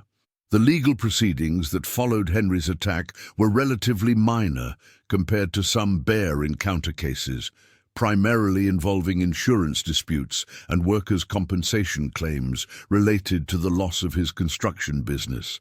However, the family did pursue a claim against their homeowner's insurance policy for additional living expenses incurred during Henry's hospitalization and recovery, a claim that was eventually settled out of court for an undisclosed amount. The precedent set by this settlement would later influence how other bear attack victims approached insurance claims for similar expenses. Henry's construction business, Wallace Custom Homes, had been sold to one of his former employees, who maintained the company name and continued to honor warranties on previous projects. However, the sale price was significantly below the business's fair market value due to the circumstances of the forced sale and Henry's inability to participate in operations during the transition period. This financial loss eliminated much of the retirement security that Henry and Margaret had built over 2 decades of hard work, forcing them to reassess their long-term financial plans and living arrangements. The impact of Henry's attack on Dr. Miller and Bobby continued to evolve long after the immediate crisis had passed, affecting both men in ways that were not immediately apparent. Dr. Miller found that his experience at the attack site had made him a more effective emergency physician, giving him first-hand insight into the chaos and emotional intensity that families experience during medical crises. However, he also discovered that he had developed a form of survivor's guilt that required professional counseling to address, as he struggled with the fact that he had emerged from the encounter physically unharmed, while his friend had suffered life-changing injuries. Bobby's career with the Wyoming Game and Fish Department was positively affected by his professional handling of the bear attack and subsequent investigation, leading to his promotion to senior game warden and his assignment to a specialized wildlife conflict response team. His experience with Henry's case made him a valuable resource for training other officers in bear encounter protocols and emergency response procedures. However, he also struggled with personal decisions about his own outdoor recreation activities, finding that his intimate knowledge of what bears were capable of doing to humans had made him more cautious and perhaps less enjoyable company on hunting and fishing trips with friends and family. The grizzly bear population in the Yellowstone ecosystem continued to grow and expand its range in the years following Henry's attack, leading to increased encounters with humans and renewed debates about delisting the species from the Endangered Species Act. Wildlife managers found themselves in the difficult position of balancing conservation success with public safety concerns, while politicians and advocacy groups on both sides of the issue used individual cases like Henry's to support their arguments for or against increased bear management activities.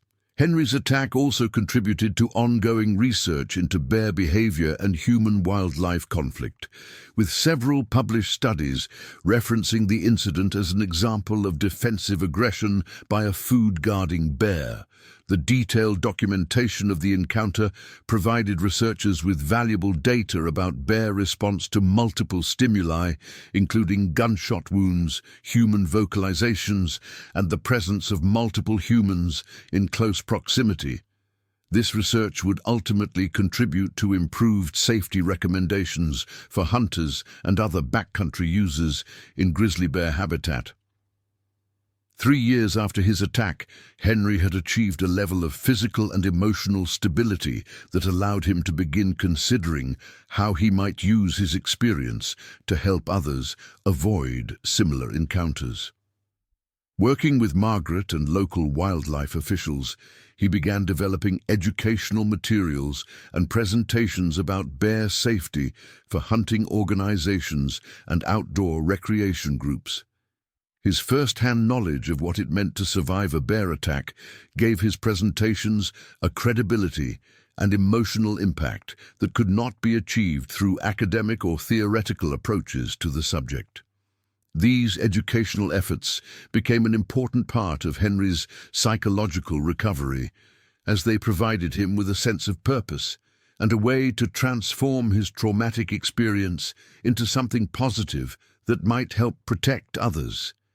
His presentations typically included graphic descriptions of his injuries and recovery process, but they also emphasized the steps that hunters and hikers could take to reduce their risk of bear encounters and to improve their chances of survival if an attack occurred.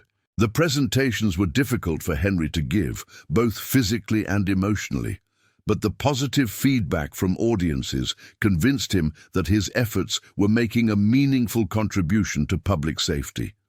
Margaret's role in Henry's educational efforts was crucial, as she provided the organizational skills and emotional support that made his presentations possible, while also sharing her own perspective as the family member of a bear attack survivor.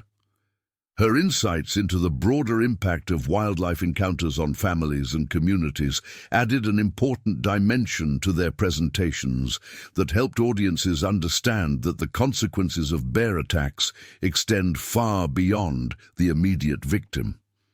Together, Henry and Margaret became respected voices in the ongoing dialogue about human-wildlife coexistence in the American West. The financial challenges faced by Henry's family following his attack highlighted broader issues about the adequacy of insurance coverage for victims of wildlife encounters and the lack of government assistance programs for people injured by protected species. While Henry's medical expenses were largely covered by insurance, the loss of income and the ongoing costs of his care created a financial burden that would affect the family for years to come. Advocacy groups began using Henry's case to argue for expanded insurance requirements and government assistance programs for wildlife attack victims, though progress on these issues remained slow. The community of Sheridan continued to support Henry's family through fundraising events and volunteer assistance. But the long-term nature of his disabilities meant that ongoing support was necessary rather than the short-term crisis response that had characterized the immediate aftermath of his attack. Local organizations established a trust fund to help cover Henry's ongoing medical expenses, while church groups and civic organizations provided regular assistance with transportation, meals, and household maintenance tasks that Henry could no longer perform independently. Henry's relationship with the outdoors evolved slowly as he came to terms with his physical limitations and the psychological trauma of his attack. While he could no longer participate in hunting or hiking, he found that he could still enjoy nature through less physically demanding activities such as wildlife photography from vehicle-accessible locations and short walks on established trails near his home. These activities provided important therapeutic benefits and helped him maintain a connection to the natural world that had been such an important part of his identity before the attack. The broader hunting community's response to Henry's educational efforts was generally positive, though some hunters remained resistant to messages about bear safety that they perceived as limiting their freedom to pursue their sport in traditional ways. Henry's military background and obvious credibility as an experienced outdoorsman helped him connect with audiences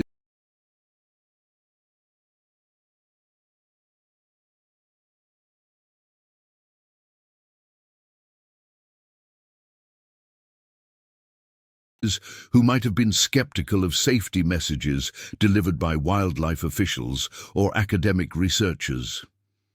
His emphasis on practical preparedness rather than avoidance of risk resonated with hunters who wanted to continue pursuing their activities while taking reasonable precautions to protect themselves and their companions.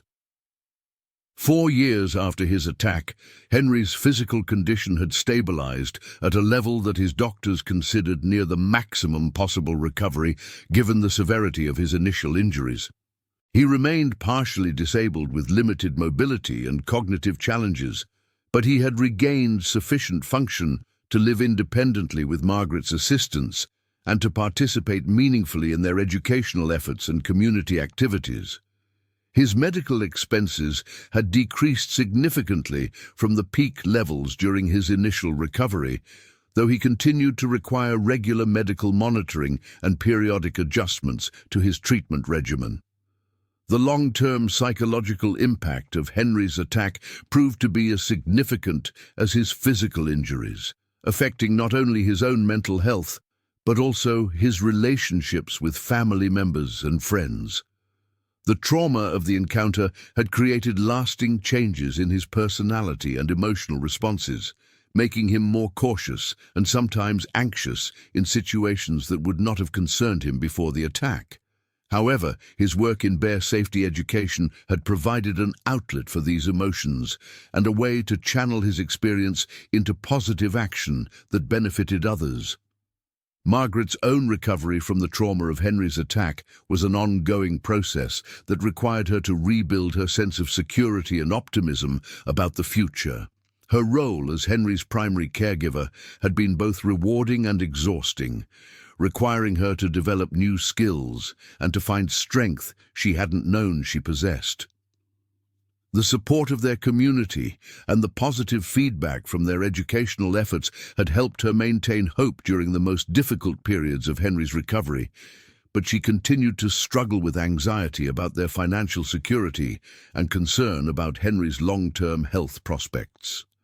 The impact of Henry's attack on wildlife management policies in the Yellowstone region was significant and lasting, leading to improved monitoring of bear behavior, enhanced safety education programs, and more sophisticated approaches to managing problem bears before they could injure humans. The detailed analysis of the monarch's behavior and the circumstances leading to the attack had provided wildlife managers with valuable insights into the factors that could predict aggressive behavior in individual bears, leading to the development of better assessment tools and management protocols.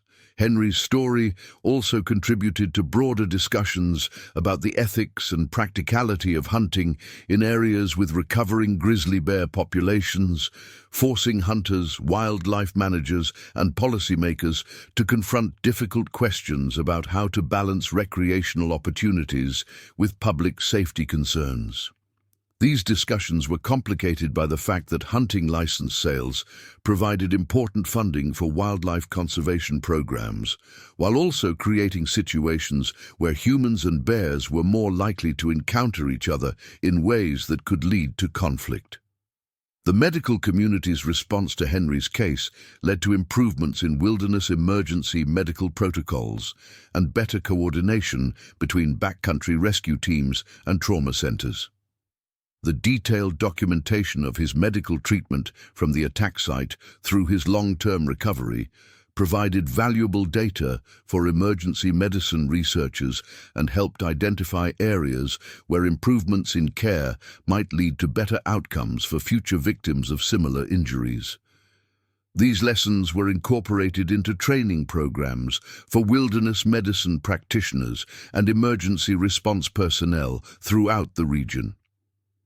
5 years after his encounter with the monarch, Henry Wallace had transformed from a victim of one of nature's most violent predators into an advocate for the coexistence between humans and wildlife that he had unconsciously practiced throughout his life as a hunter and outdoorsman.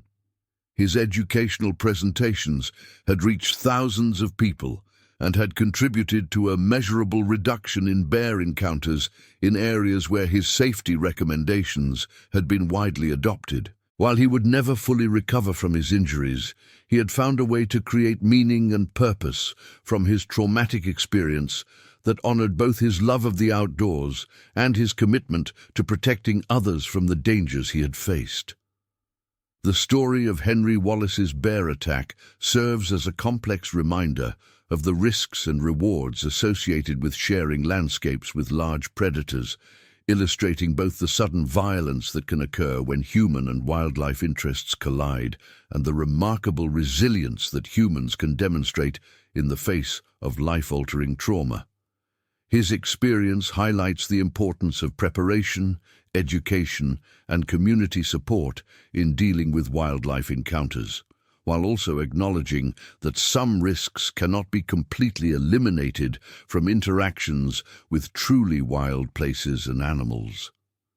Most importantly, Henry's recovery and subsequent advocacy work demonstrate that even the most traumatic encounters with nature can be transformed into opportunities for education, community building, and positive change that benefits both humans and wildlife in the long term. The next stories. Grizzly bear mauls high school teacher on hiking trip, April 19, 2024. The morning sun cast long shadows across the parking lot of Thomas Jefferson High School in Spokane, Washington, as Jessica Palmer loaded the last of the hiking gear into the yellow school bus. At 38, Jessica had been teaching environmental science for 14 years, and this annual trip to Glacier National Park represented the culmination of months of preparation with her advanced placement students. Her auburn hair was pulled back in a practical ponytail, and her weathered hiking boots spoke to countless weekends spent exploring the wilderness she loved so deeply. "Mrs. Palmer, do we really need to bring all this bear spray?" asked 17-year-old Marcus Chen, holding up one of the bright orange canisters as he climbed aboard the bus. Marcus was one of Jessica's most dedicated students, a senior bound for Stanford in the fall with plans to study conservation biology.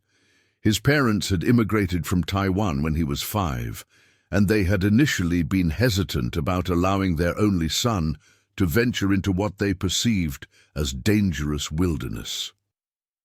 "Every single person carries their own canister, Marcus," Jessica replied firmly, checking her clipboard for the 100th time that morning. "And we're going to practice using them again when we reach the trailhead. I've been leading these trips for 8 years, and we've never had a serious wildlife encounter because we follow protocols." Behind Marcus, The rest of the group filed onto the bus in various states of excitement and anxiety. 16-year-old Emma Rodriguez clutched her new camera, a graduation gift from her grandmother who had saved for months to buy it.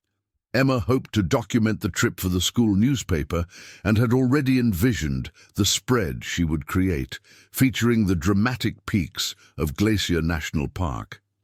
Her younger brother Diego, a sophomore who had earned his spot on the trip through exceptional academic performance, bounced in his seat with nervous energy. "I still can't believe my parents let me come," whispered Sarah Kim to her best friend Aidan Walsh as they settled into seats near the middle of the bus. Sarah's parents owned a small grocery store in Spokane's Korean district and rarely closed the shop, but they had made an exception for this educational opportunity. Aidan, whose father worked construction and mother cleaned houses, had fundraised for months to afford the trip fees through car washes and bake sales. The bus driver, a weathered man named Frank Morrison, who had been transporting students for the Spokane School District for 23 years, adjusted his rearview mirror and started the engine. "Everyone buckled up back there. It's a 4-hour drive to West Glacier, and I don't want any injuries before we even see a mountain." As the bus pulled away from the school, Jessica walked down the aisle conducting a final head count. 14 students in total, representing some of the brightest minds in her environmental science program.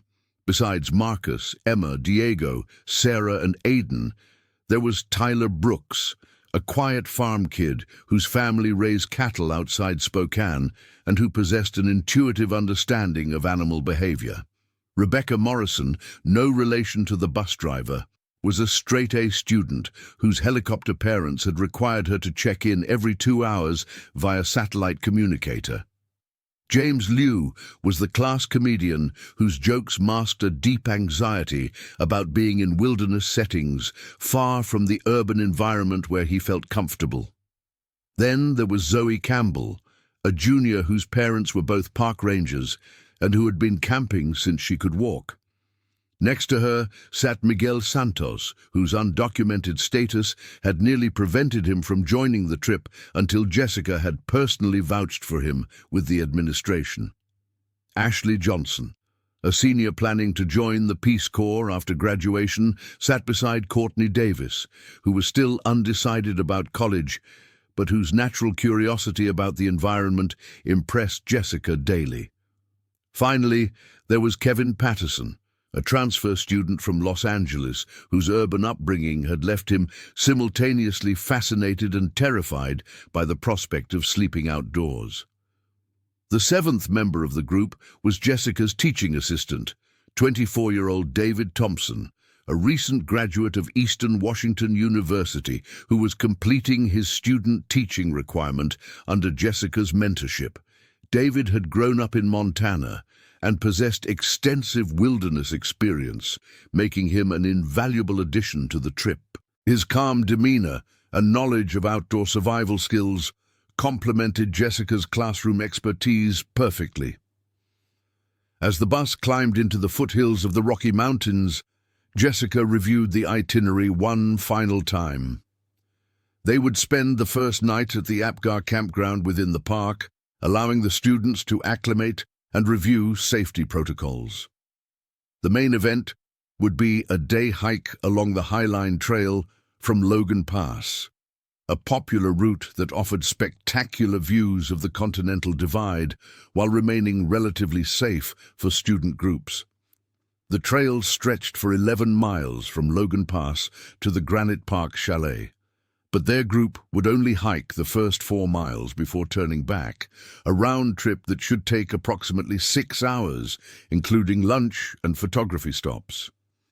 Jessica had hiked this particular trail 7 times in the past decade, twice as reconnaissance for school trips and 5 times for personal enjoyment. She knew every switchback, every viewpoint, every potential hazard. The trail maintained a steady elevation around 6,600 feet, following the contours of the Garden Wall with dramatic drop-offs on the south side, offering panoramic views of the McDonald Creek Valley far below. Mountain goats frequently grazed on the steep slopes visible from the trail, and marmots often entertained hikers with their playful antics among the rocks. The weather forecast for April 19th called for partly cloudy skies, with temperatures ranging from 38 degrees at dawn to a pleasant 62 degrees by afternoon. Light winds from the southwest would keep conditions comfortable for hiking, and no precipitation was expected until late evening, well after their planned return to the trailhead. Jessica had chosen this particular date because early season conditions meant fewer crowds on the trail, while still providing safe hiking conditions as most of the snow had melted from the path itself. What Jessica could not have anticipated was that the unusually warm March had awakened the local grizzly bear population nearly 3 weeks earlier than normal. While park biologists had documented this early emergence, the information had not yet been fully disseminated to all visitor programs. More critically, a large male grizzly designated as Bear number 211 by park researchers had established territory that overlapped significantly with the Highline Trail route. Bear number 211 was a 19-year-old boar weighing approximately 650 pounds, marked by a distinctive white patch on his chest and a partially missing left ear from a territorial dispute 5 years earlier. Research data indicated he had emerged from hibernation on March 28th, nearly 3 weeks before his typical schedule, and had been actively foraging in the high country around Logan Pass since early April. His radio collar had malfunctioned in late February, leaving wildlife biologists unaware of his exact movements and territory establishment. The bear's unusual behavior patterns had been noted by several park maintenance workers, who reported aggressive posturing toward humans in areas where grizzlies typically showed avoidance behavior. On April 15th, just 4 days before Jessica's planned hike, Bear number 211 had approached within 30 yards of a trail maintenance crew working near mile marker 2.5 of the Highline Trail. The workers had used noisemakers and bear spray to deter the animal, but their report had been filed with the maintenance department rather than immediately forwarded to visitor services or the bear management office. As the school bus wound through the scenic mountain highways toward Glacier National Park, Bear 211 was establishing a daybed approximately 100 yards upslope from the Highline Trail at mile 3.2, precisely within the route Jessica's group would travel the following morning. The bear's aggressive territorial behavior, combined with the early season awakening and possible nutritional stress from an extended winter, created a dangerous situation that park officials had not yet recognized or addressed. At 2:30 p.m., Frank Morrison guided the bus through the West Glacier entrance station, where Ranger Patricia Williams checked Jessica's educational group permit and provided the standard safety briefing about wildlife encounters.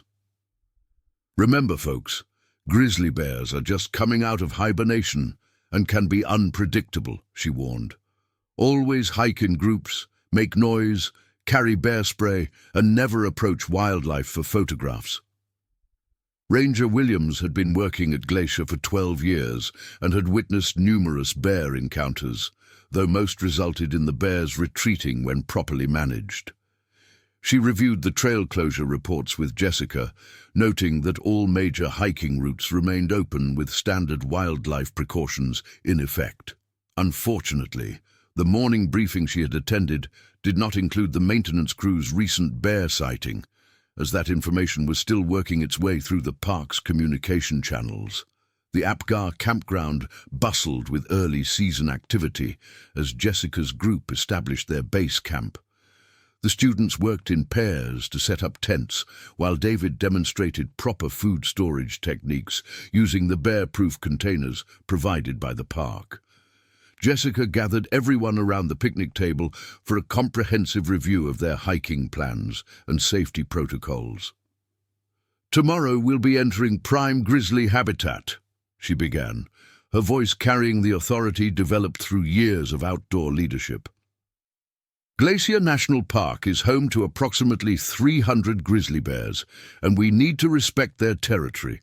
We'll hike in a tight group, talk frequently to make our presence known, and everyone will have bear spray readily accessible. Emma raised her hand. Mrs. Palmer, what should we do if we actually see a bear?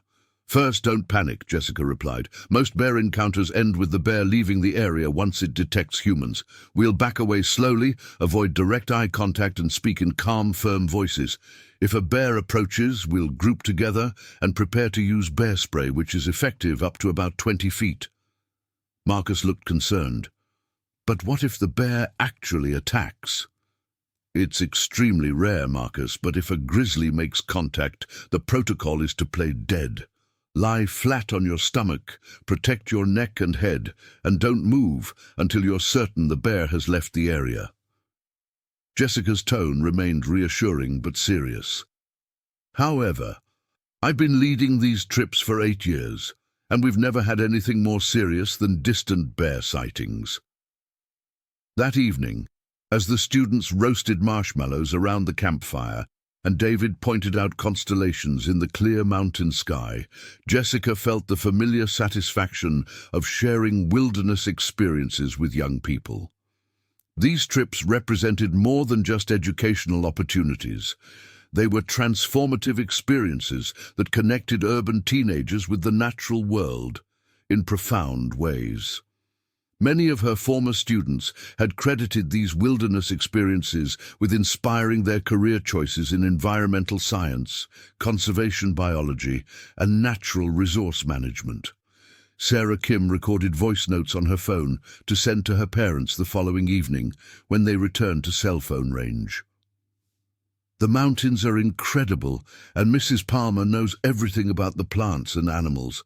I'm not scared anymore about tomorrow's hike. She makes everyone feel safe. As the campfire died down to glowing embers, Jessica conducted a final equipment check with each student. Bear spray canisters were inspected and properly positioned on hip belts for immediate access. Hiking boots were double-checked for proper fit, and everyone's water bottles were filled from the campground spigot. The weather report remained favorable, with clear skies expected throughout their hiking window. 20 miles away in the high country above Logan Pass, bear number 211 had spent the day investigating human scents along the Highline Trail. His superior olfactory senses detected the lingering odors of previous hikers, and his territorial instincts were increasingly agitated by the frequent human intrusions into what he now considered his domain. Unlike bears that had learned to avoid human contact, bear number 211's aggressive personality and early territorial establishment had created a dangerous situation that would culminate the following day. Jessica woke at 5:30 a.m. on April 19th to clear skies and crisp mountain air. The thermometer attached to her pack read 36 degrees, perfect conditions for what would become a warm but comfortable hiking day. She quietly prepared coffee on her camp stove while reviewing the topographical map one final time, tracing their planned route with her finger and mentally noting landmarks, turnaround points, and potential emergency evacuation routes. David emerged from his tent at 6 a.m. and joined Jessica for their customary pre-trip leader conference. "Sleep well?" she asked, offering him a steaming mug of coffee. "Like a baby," he replied. "The kids are excited but nervous. I think Emma's been awake since 5, taking pictures of the sunrise." Indeed, they could see Emma's silhouette against the eastern horizon, her camera capturing the first golden light illuminating the peaks across Lake McDonald. By 7 a.m., the entire group had awakened and was preparing breakfast on their camp stoves. The students' excitement was palpable as they consumed oatmeal, granola bars, and hot chocolate while discussing their expectations for the day ahead. Tyler Brooks, drawing on his farm background, correctly identified the calls of several bird species echoing across the lake, while Zoe Campbell pointed out a bald eagle circling high above the campground. "Remember, "We're leaving at 8:30 sharp," Jessica announced as the group cleaned their breakfast dishes. "It's a 40-minute drive to Logan Pass, and we want to be on the trail by 9:30 to take advantage of the coolest part of the day."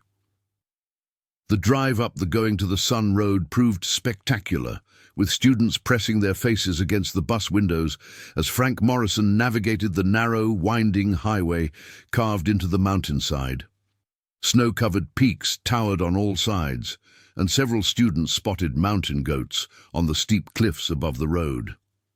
The dramatic scenery temporarily distracted everyone from the nervous anticipation about their upcoming hike. Logan Pass, at 6,646 feet elevation, served as the highest point accessible by vehicle in Glacier National Park. The visitor center parking lot was already partially filled with cars belonging to early-season hikers, photographers, and tourists hoping to catch glimpses of wildlife. Jessica gathered her group at the trailhead kiosk, where detailed maps and current trail conditions were posted for public reference. "This is the famous Highline Trail," she explained, gesturing toward the narrow path that disappeared around a rocky outcropping to the north. "We'll be following the garden wall for approximately 4 miles before turning around. The trail maintains a relatively steady elevation, but there are significant drop-offs, so stay together and pay attention to where you're walking." David distributed the final equipment items, while Jessica reviewed emergency procedures one last time. Each student received a whistle for emergency signaling, and she verified that everyone's bear spray was properly positioned and understood how to operate it. The group formed a single-file line with Jessica in the lead, David bringing up the rear, and the students arranged in pairs between them. At exactly 9:28 a.m., Jessica Palmer led her 14 students onto the Highline Trail, beginning what she intended to be another successful educational adventure in one of America's most spectacular wilderness areas. The morning air was crisp and clear, visibility unlimited, and everyone's spirits were high as they began their journey into the heart of grizzly country. The first mile of the trail proved everything Jessica had promised, with spectacular views opening up immediately as they rounded the initial curves. The path was carved into the steep face of the garden wall, a massive rock formation that rose dramatically on their right, while offering dizzying views into the valley far below on their left. Students stopped frequently for photographs and to observe the diverse plant communities thriving in the harsh alpine environment. "Look at those mountain goats!" exclaimed Miguel Santos, pointing to a group of white figures moving gracefully across seemingly impossible cliff faces. Jessica pulled out her binoculars and counted 6 adults and 2 kids navigating the vertical terrain with casual ease. "They're perfectly adapted to this environment," she explained to the gathered students. "Their hooves have sharp edges and soft pads that provide incredible traction on rock surfaces. They can climb slopes that would be impossible for any other large mammal." Emma documented everything with her camera, while Aidan took careful notes for the report he planned to write about the ecological diversity they observed. The students' enthusiasm and engagement reminded Jessica why she loved these educational trips, despite the administrative hassles and liability concerns that had increased over recent years. As they approached mile marker 1.5, Tyler Brooks suddenly stopped and held up his hand for silence. His farm background had given him keen instincts for detecting animal presence, and something had caught his attention. "Do you guys hear that?" he whispered. The group stood motionless on the narrow trail, listening intently to the mountain sounds around them. Wind rustled through the scattered whitebark pines, and they could hear the distant calls of Clark's nutcrackers. But Tyler had detected something else. "What is it, Tyler?" Jessica asked quietly, moving back toward his position in the line. "I don't know, Mrs. Palmer. It sounded like something big moving through the bushes up above us, but now I don't hear anything." Tyler's experience with livestock had taught him to recognize the sounds of large animals moving through vegetation, and his instincts were rarely wrong. Jessica scanned the slopes above the trail with her binoculars, but saw nothing unusual. Dense patches of mountain ash and serviceberry provided perfect cover for wildlife, and numerous game trails crisscrossed the steep terrain. Probably elk or mountain goats, she decided. Let's keep moving, but everyone stay alert and keep talking so we don't surprise anything. Unknown to the group, bear number 211 had indeed been foraging in a serviceberry patch approximately 60 yards upslope from their position. The bear's exceptional hearing had detected their approach long before they could see him, and he had moved deeper into cover to observe these intruders in his territory. Unlike most grizzlies, which would typically retreat to avoid human contact, bear number 211's aggressive temperament and territorial behavior led him to begin paralleling the group's movement along the trail. For the next hour, the hike continued without incident as spectacular scenery unfolded around them. Students identified numerous wildflower species blooming in the brief alpine growing season, and David shared his knowledge of mountain ecology, while Jessica focused on managing group movement and safety. The trail surface remained in excellent condition despite early season conditions, and their pace was comfortable for all fitness levels represented in the group. At mile 2.8, they encountered their first other hikers of the day, a middle-aged couple from Minnesota who were celebrating their 25th wedding anniversary with a tour of Western National Parks. The couple, Dave and Linda Morrison, had started their hike at dawn and were returning from the Granite Park Chalet where they had spent the previous night. "Beautiful morning for a hike," Dave commented as the groups passed on a wider section of trail.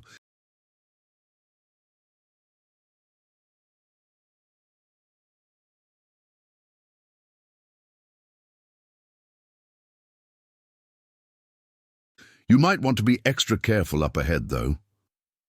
We saw some pretty fresh bear sign around mile 3.5, including what looked like a daybed in the bushes above the trail."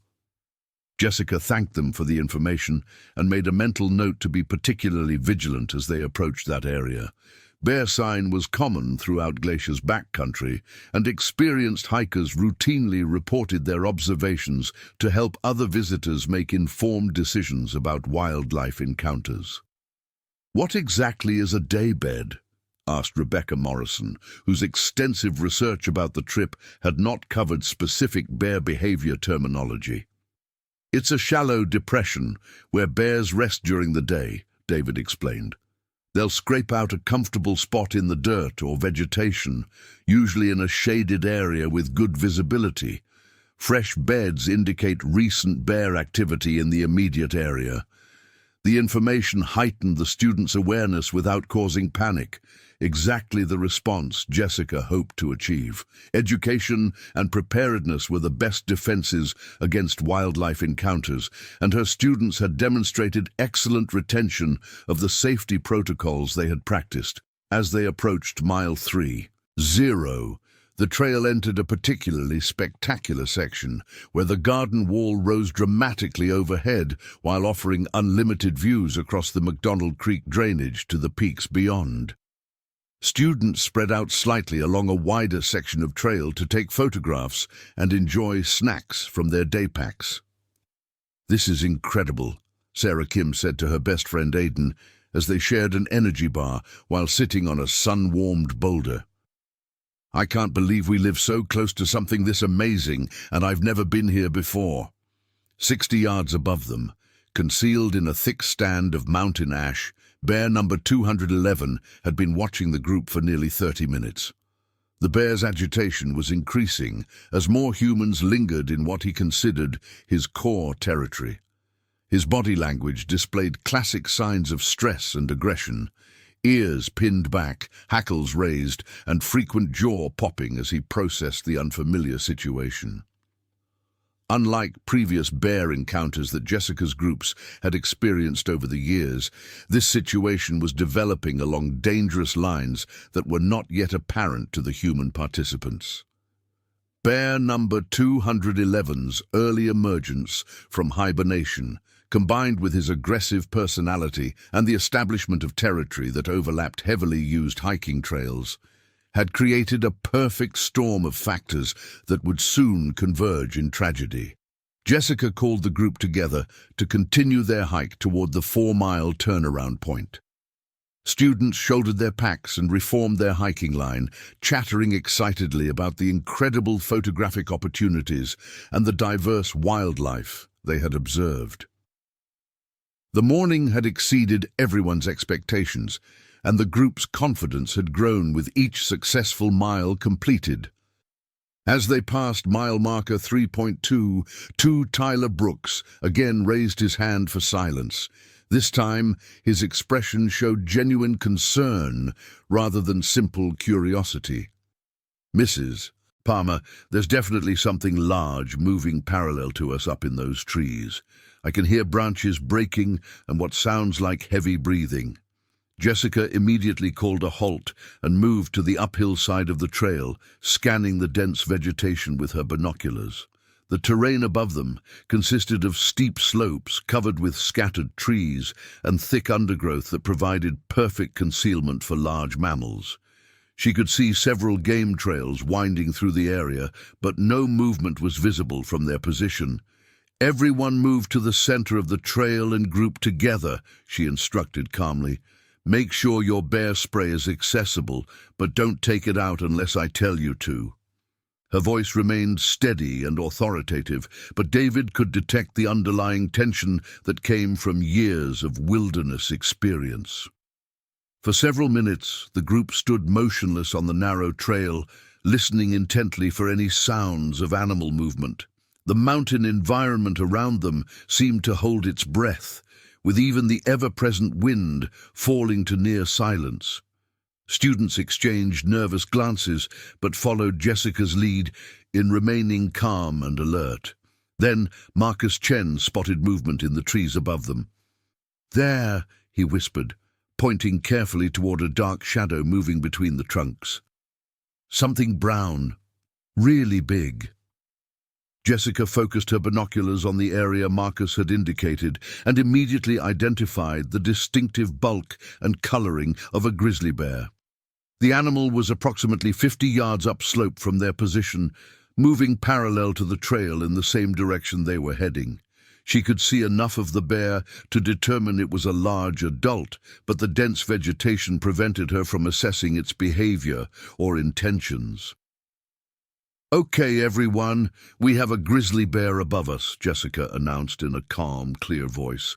"This is exactly what we've prepared for. We're going to back away slowly, while facing the bear's general direction. Stay grouped together, don't make sudden movements, and be ready to use bear spray if necessary." The students responded exactly as they had been trained, moving as a cohesive unit while Jessica and David maintained positions at the front and rear of the group. Their retreat was orderly and controlled, covering approximately 30 yards before Jessica called another halt to reassess the situation. "I can't see the bear anymore," David reported from his position at the rear of the group. "It might have moved away from the trail." Jessica continued scanning with her binoculars while considering their options. They were now approximately 3.3 miles from the trailhead, with two potential courses of action: continue their retreat toward Logan Pass, or wait in their current position to see if the bear would move away from the trail corridor. Standard protocol suggested retreating, but Jessica was also aware that hasty movements could sometimes precipitate unwanted wildlife encounters. "Let's wait here for 10 minutes, she decided. "If we don't see or hear any more bear activity, we'll continue our retreat slowly." No one should talk above a whisper, and keep watching the slopes above us. What Jessica could not see from her position was that bear number 211 had not moved away from the area. Instead, the bear had circled downslope and was now positioned between the group and their escape route toward Logan Pass. His aggressive behavior was escalating as the humans remained in his territory, and his body language showed clear signs of impending defensive action. The 10-minute waiting period passed without any visible bear activity, leading Jessica to hope that the animal had moved away from the trail. "All right, everyone, we're going to continue moving toward the trailhead," she announced quietly. "Same formation as before. Stay alert and be ready to stop if anyone sees or hears anything." As the group began their careful retreat along the narrow trail, bear number 211 emerged from cover approximately 40 yards ahead of them. The massive grizzly stood directly on the trail, blocking their path back to Logan Pass. His head was lowered in an aggressive posture, and his ears were pinned back against his skull as he processed the threat these humans represented to his territorial claims. Emma Rodriguez was the first to spot the bear, her camera instinctively rising before she remembered Jessica's strict instructions about photography during wildlife encounters. "Mrs. Palmer," she whispered urgently, "there's a bear on the trail in front of us." Jessica immediately saw the situation and felt her heart rate spike as she assessed their extremely dangerous predicament. The bear was blocking their primary escape route. The terrain on both sides of the trail offered no safe alternatives, and they were faced with a grizzly displaying clear signs of aggression rather than the typical avoidance behavior most bears showed toward humans. "Everyone stop and group together," she commanded, her voice carrying a new urgency that the students immediately recognized. "David, get behind the students. Everyone prepare your bear spray, but don't deploy it until I give the signal." Bear number 211 began moving toward the group at a deliberate walking pace, his massive head swaying from side to side as he tested the air currents for scent information. At 650 pounds, he was an imposing figure that dwarfed anything the students had imagined when discussing theoretical bear encounters in the classroom. "Mrs. Palmer, what do we do?" whispered Sarah Kim, her voice barely audible but carrying obvious fear. "We're going to back away slowly," Jessica replied, her wilderness leadership training taking control as she fought down her own rising panic. "Make ourselves look as large as possible and speak to the bear in calm, firm voices. Hey bear, we're leaving your area. We don't want any trouble." The group began a careful retreat, but the narrow trail and steep terrain limited their options severely. On their right, the garden wall rose nearly vertically for hundreds of feet. On their left, a precipitous drop fell away into the valley far below. Their only escape route lay along the trail, which was currently blocked by an increasingly agitated grizzly bear. As they backed away, Jessica noticed that the bear's behavior was not following typical patterns for defensive encounters. Instead of making aggressive displays designed to drive them away, bear number 211 was actively pursuing the group with what appeared to be predatory intent. His head remained low, his ears stayed pinned back, and his movements showed none of the uncertainty usually displayed by bears in human encounters. "This isn't normal bear behavior," David whispered to Jessica as they continued their retreat. His Montana background had included several bear encounters, but none had developed along these dangerous lines. "I know," Jessica replied quietly. "Stay ready with the bear spray, and if he charges, we all deploy together." Tyler Brooks, whose farm experience had taught him to read animal body language, recognized the signs of an animal preparing to attack. "Mrs. Palmer, I think he's getting ready to charge," he warned in a tense whisper. The prediction proved accurate, as bear number 211 suddenly broke into a full gallop directly toward the grouped humans. His massive form covered the distance with shocking speed as Jessica screamed, "Bear spray! Deploy bear spray now!" Jessica and David simultaneously triggered their bear spray canisters, creating an orange cloud of capsaicin that should have deterred the charging bear. However, bear number 211's aggressive state and possible wind direction caused the spray to have minimal effect as he continued his charge through the chemical barrier. "Get down! Play dead!" Jessica shouted, as she realized the bear spray had failed to stop the attack. Her training kicked in as she pushed the nearest students toward the ground while bear number 211 covered the final yards between them. The grizzly's first impact knocked Jessica backward against the trail's rocky surface as 650 pounds of muscle and momentum struck her with devastating force. Instead of a defensive attack designed to neutralize a perceived threat, bear number 211's behavior indicated predatory aggression as he began biting and clawing at Jessica's prone form. "Mrs. Palmer!" screamed Emma Rodriguez as she watched her beloved teacher disappearing beneath the massive bear. The students' training dissolved into panic as they witnessed the theoretical becoming horrifyingly real. David Thompson immediately moved toward the attack, deploying his bear spray at close range while shouting at the top of his voice to distract the bear from Jessica. "Hey, get away from her! Hey, bear!" Bear number 211 briefly looked up from his attack on Jessica to assess this new threat, giving her a momentary respite from the mauling. However, instead of retreating, the bear's aggression expanded to include David as a secondary target. The grizzly's behavior showed none of the defensive characteristics typical of most bear-human encounters, instead displaying the persistence and violence associated with predatory attacks. Jessica, despite severe injuries to her back and shoulders from the bear's initial assault, managed to roll onto her stomach and cover her head and neck with her hands. "Play dead," she gasped to her students. "Everyone get down and play dead." But the students were frozen in terror as they watched their teacher being mauled by a creature whose size and power exceeded their worst nightmares.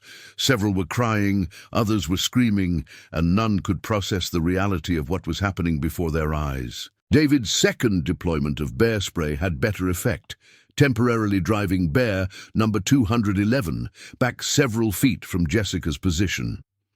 "Everyone group together behind me," he shouted. "Stay calm and get ready to use more bear spray." The brief respite allowed Jessica to assess her injuries and situation. She could feel blood soaking through her hiking shirt and sharp pain in her left shoulder where the bear's claws had raked across her back. But her primary concern was for the 14 students whose safety was her responsibility. Bear number 211's retreat proved temporary as the effects of the bear spray wore off. The grizzly's territorial aggression was now fully aroused, and he began circling the group while making huffing sounds and jaw-popping noises that indicated continued aggressive intent. "He's not leaving," David reported tensely. "This bear is definitely not following normal behavior patterns." Jessica struggled to her feet despite her injuries, driven by the knowledge that her students' survival depended on her leadership. "Everyone stay together," she commanded, her voice strong despite the pain she was experiencing. "We need to make ourselves look bigger and more threatening." The group raised their arms above their heads and began making loud noises while slowly backing along the trail. For several minutes this seemed to hold bear number 211 at a distance, as he continued circling and testing their defensive posture.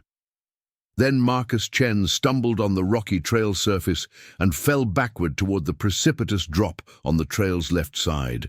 His panicked scrambling to regain his footing triggered bear number 211's predatory instincts, and the grizzly charged again with renewed aggression. This time, Jessica deliberately stepped between the charging bear and her students. "Run!" she screamed. "Everyone run back toward the parking lot." Her deliberate positioning placed her directly in bear number 211's path as he covered the distance in massive bounds. The impact knocked Jessica completely off her feet as the bear's full weight crashed into her, sending both figures tumbling dangerously close to the trail's edge. The students, following their teacher's final command, began a panicked flight back toward Logan Pass. However, the narrow trail and their terror made rapid movement dangerous, and several stumbled as they tried to run along the rocky path. David faced an impossible choice: follow the students to ensure their safety, or stay with Jessica, who was again being mauled by the relentless grizzly. His training as an educator demanded he protect the students, but his human instinct screamed at him to help the woman who was being torn apart, trying to save their lives. "Keep going," he shouted to the students while deploying his final canister of bear spray toward bear number 211. "Don't stop until you reach the parking lot." The bear spray again provided temporary relief, allowing Jessica to crawl away from the edge of the trail where the attack had carried them.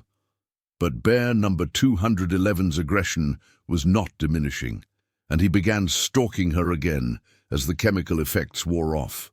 Jessica, despite her severe injuries, continued trying to position herself between the bear and the retreat route her students were using.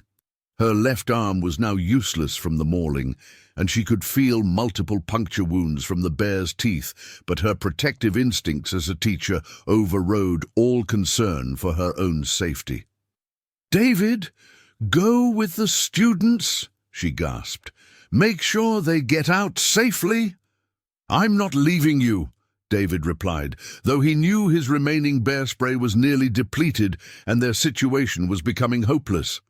Bear number 211's third attack was the most violent yet.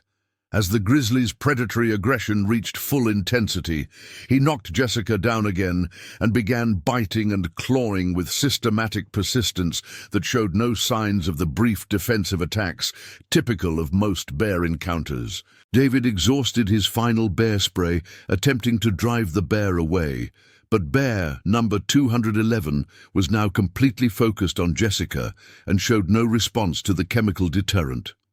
The young teaching assistant faced the horrible reality that he could not save his mentor without weapons or backup that simply did not exist in their wilderness setting. Meanwhile, the students' panicked flight had carried them approximately 200 yards back toward Logan Pass before several collapsed from exhaustion and terror. Marcus Chen was hyperventilating, Emma Rodriguez was sobbing uncontrollably, and Tyler Brooks was trying to organize the group while fighting his own shock. "We have to get help," Tyler announced, his farm background giving him more composure than his urban classmates. "Some of us need to keep going to the parking lot while others stay here to guide rescuers back to Mrs. Palmer." "I'm not leaving her," declared Miguel Santos, despite his obvious terror. "She saved our lives." The group was fracturing under the extreme stress, with some students wanting to continue fleeing while others felt compelled to return and help their teacher. The decision was complicated by their realization that they had no means of communication with the outside world from their current position. Back at the attack site, Jessica Palmer was fighting for her life against an animal whose aggression showed no signs of abating. Bear number 211's repeated attacks had caused severe trauma to her back, shoulders, and head, but she continued trying to position herself defensively while David attempted to drive the bear away with rocks and shouting. The grizzly's persistence was unlike anything documented in typical bear-human encounters. Instead of delivering a brief defensive attack and retreating, bear number 211 continued mauling Jessica with what appeared to be predatory intent. His behavior suggested the early territorial establishment and aggressive personality had created a perfect storm of factors leading to this unusually violent encounter. Jessica's consciousness was beginning to fade from blood loss and trauma as bear number 211's attacks continued. Her final coherent thought was relief that her students had escaped and that David was there to guide them to safety. The woman who had dedicated her life to educating young people about the natural world was dying in that same wilderness while protecting the students she loved.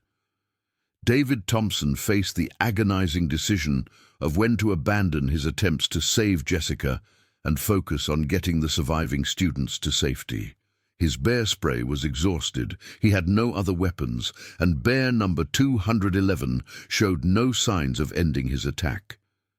The young teaching assistant was witnessing the death of his mentor while being powerless to prevent it. "Mrs. Palmer," he shouted one final time, but received no response from the figure being mauled beneath the massive grizzly. With tears streaming down his face, David turned and began running toward the group of students who were waiting in terror 200 yards away. His decision to abandon Jessica was the most difficult of his life, but his responsibility for 14 surviving teenagers demanded that he focus on getting them safely out of the wilderness. Bear number 211's attack on Jessica Palmer continued for several more minutes after David's departure, but her injuries were already fatal. The grizzly's territorial aggression was finally beginning to subside as his perceived threats left his domain, but the damage had been done. A dedicated teacher who had spent her career inspiring young people to love and respect the natural world had become its victim while heroically protecting the students under her care. The students' chaotic retreat toward Logan Pass was marked by panic, exhaustion, and the trauma of witnessing their beloved teacher's sacrifice. Several collapsed along the trail and had to be helped by their classmates, while others were so consumed by terror that they could barely function. David's arrival provided adult leadership, but his own emotional state was severely compromised by what he had witnessed. "Is Mrs. Palmer?" began Emma Rodriguez, but she couldn't finish the question. "We have to keep moving," David replied, unable to provide the answer the students desperately wanted to hear. "We need to get to the parking lot and call for help." The group's arrival at Logan Pass at 12:43 p.m. created immediate alarm among the tourists and day hikers enjoying the scenic area. David Thompson, covered in Jessica's blood and visibly traumatized, approached the first park ranger he could find while the 14 students collapsed in various states of shock and exhaustion. "We need immediate help," David gasped to Ranger Susan Martinez, who was conducting interpretive programs at the visitor center. "A teacher has been mauled by a grizzly bear on the Highline Trail. Multiple serious injuries. We need medical evacuation immediately." Ranger Martinez immediately activated the park's emergency response protocols while trying to obtain crucial information from the traumatized group. "Where exactly did this happen? How long ago? Is the victim still alive?" "Mile 3.3 on the Highline Trail," David replied, consulting his GPS unit with shaking hands. "The attack started about 30 minutes ago. I don't know if she's still alive. The bear wouldn't stop attacking. Within minutes, Logan Pass was swarming with park rangers, emergency medical technicians, and law enforcement officers responding to what would become one of the most serious wildlife incidents in Glacier National Park's recent history. The students were immediately triaged for shock and minor injuries, while rescue teams prepared for a dangerous mission to reach Jessica Palmer's location. Dr. Sarah Chen, an emergency physician vacationing in the park, volunteered to assist with the students' medical needs while the primary rescue teams focused on reaching Jessica. Several students were hyperventilating. Others showed signs of severe psychological trauma, and all required immediate attention for shock and dehydration. "What's your teacher's name?" Dr. Chen asked Emma Rodriguez while checking her pulse and blood pressure. "Jessica Palmer," Emma replied through her tears. "She's the best teacher in our school. She saved all of us. She made the bear attack her instead of us." The rescue operation to reach Jessica Palmer faced significant challenges due to the remote location, difficult terrain, and the presence of an aggressive grizzly bear in the immediate area. Park Service helicopter pilot Mike Stevens prepared for an extremely dangerous mission to insert rescue personnel near the attack site, while wildlife specialists attempted to locate and monitor bear number 211's movements. Bear Management Officer Lisa Rodriguez received the emergency call while conducting routine patrol duties in the park's interior. "We have a code red bear incident on the Highline Trail with multiple casualties," came the radio report. "Adult female severely mauled, 14 juveniles evacuated safely, requesting immediate wildlife response and emergency medical support." The complexities of mounting a rescue operation in active grizzly habitat while an aggressive bear remained in the area created unprecedented challenges for park personnel.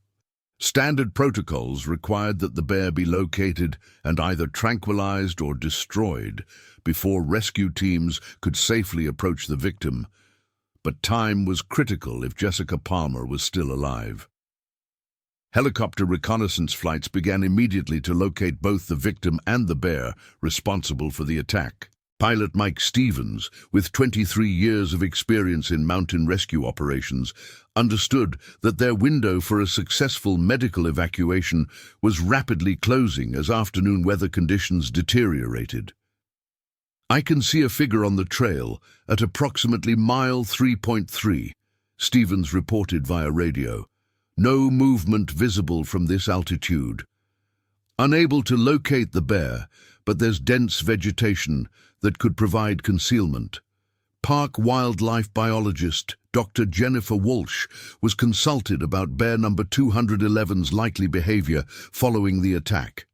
Her research on grizzly territorial patterns suggested the bear might remain in the immediate area to defend his perceived territory, creating ongoing danger for rescue personnel. If this is bear number 211 and the description matches his physical characteristics, we're dealing with an unusually aggressive animal, Dr. Walsh advised the rescue coordinator. "He's shown atypical territorial behavior all season, and a successful attack might reinforce his aggression toward humans." The decision to proceed with the rescue operation despite the ongoing bear threat reflected the Park Service's commitment to saving human life, but it placed rescue personnel in extreme danger. A team of 4 specialists equipped with high-powered rifles, medical equipment, and communications gear prepared to rappel from the helicopter to Jessica Palmer's location. Emergency medical technician Roberto Sanchez, with 15 years of wilderness rescue experience, led the medical team while bear specialist Tom Wilson provided wildlife security.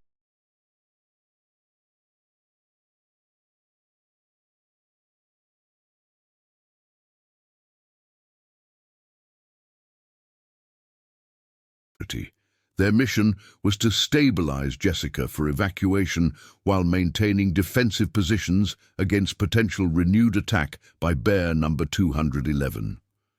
"Remember, the bear has already demonstrated predatory behavior and extreme aggression," Wilson briefed the team. "Standard defensive protocols may not be effective. If we encounter him, we shoot to kill immediately."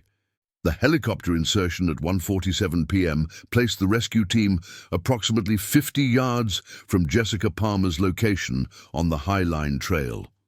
The scene that greeted them was devastating. Jessica lay motionless in a pool of blood, her hiking clothes shredded, and obvious massive trauma visible from their position. "I've got no pulse, no respirations," Roberto Sanchez reported after reaching Jessica and conducting a rapid assessment. "Multiple penetrating trauma to the head, neck and torso, massive blood loss. This victim is deceased." The confirmation of Jessica Palmer's death sent shockwaves through the rescue operation and marked the conclusion of her heroic efforts to protect her students. The 38-year-old teacher had died while deliberately positioning herself between a predatory grizzly bear and the 14 teenagers whose education and safety had been her responsibility. Bear specialist Tom Wilson conducted a detailed examination of the attack site while the medical team prepared Jessica's body for evacuation. "This shows extended predatory behavior," he reported. "Multiple attack sequences over an extended period, not typical defensive bear behavior. Evidence at the scene included massive blood loss, torn clothing and equipment scattered across a wide area, and clear signs that Jessica had repeatedly positioned herself between the bear and her students' escape route. Her final actions demonstrated the dedication and courage that had characterized her entire teaching career. The recovery of Jessica Palmer's body required extreme caution due to bear number 211's continued presence in the area. Wildlife specialists used noisemakers and bear bangers to clear the immediate vicinity while the helicopter evacuation proceeded, but the grizzly's location remained unknown. Meanwhile, at Logan Pass, the 14 surviving students were receiving medical and psychological support while their parents were contacted about the tragedy. Several students required sedation for severe anxiety reactions, while others were treated for minor injuries sustained during their panicked retreat from the attack site. Emma Rodriguez clutched her camera, which contained the final photographs of Jessica Palmer alive and smiling as she led her students into the wilderness she loved. She was so excited about this trip, Emma told Dr. Chen. She said it was her favorite part of teaching, bringing kids out here to see how beautiful nature is. David Thompson faced intensive questioning from park investigators about the attack sequence and Jessica's final actions. His eyewitness account would prove crucial for understanding the unusual behavior patterns that had led to this tragedy. She never hesitated, David reported. When the bear charged the second time, she deliberately put herself between him and the students. She told them to run, and she made sure the bear focused on her instead of them. She saved all their lives. The Park Service's investigation into the incident began immediately, with wildlife specialists, law enforcement officers, and safety experts working to understand the factors that had contributed to this unprecedented attack. Bear number 211's unusual behavior patterns, early emergence from hibernation, and territorial aggression created a complex case study that would influence future park safety protocols.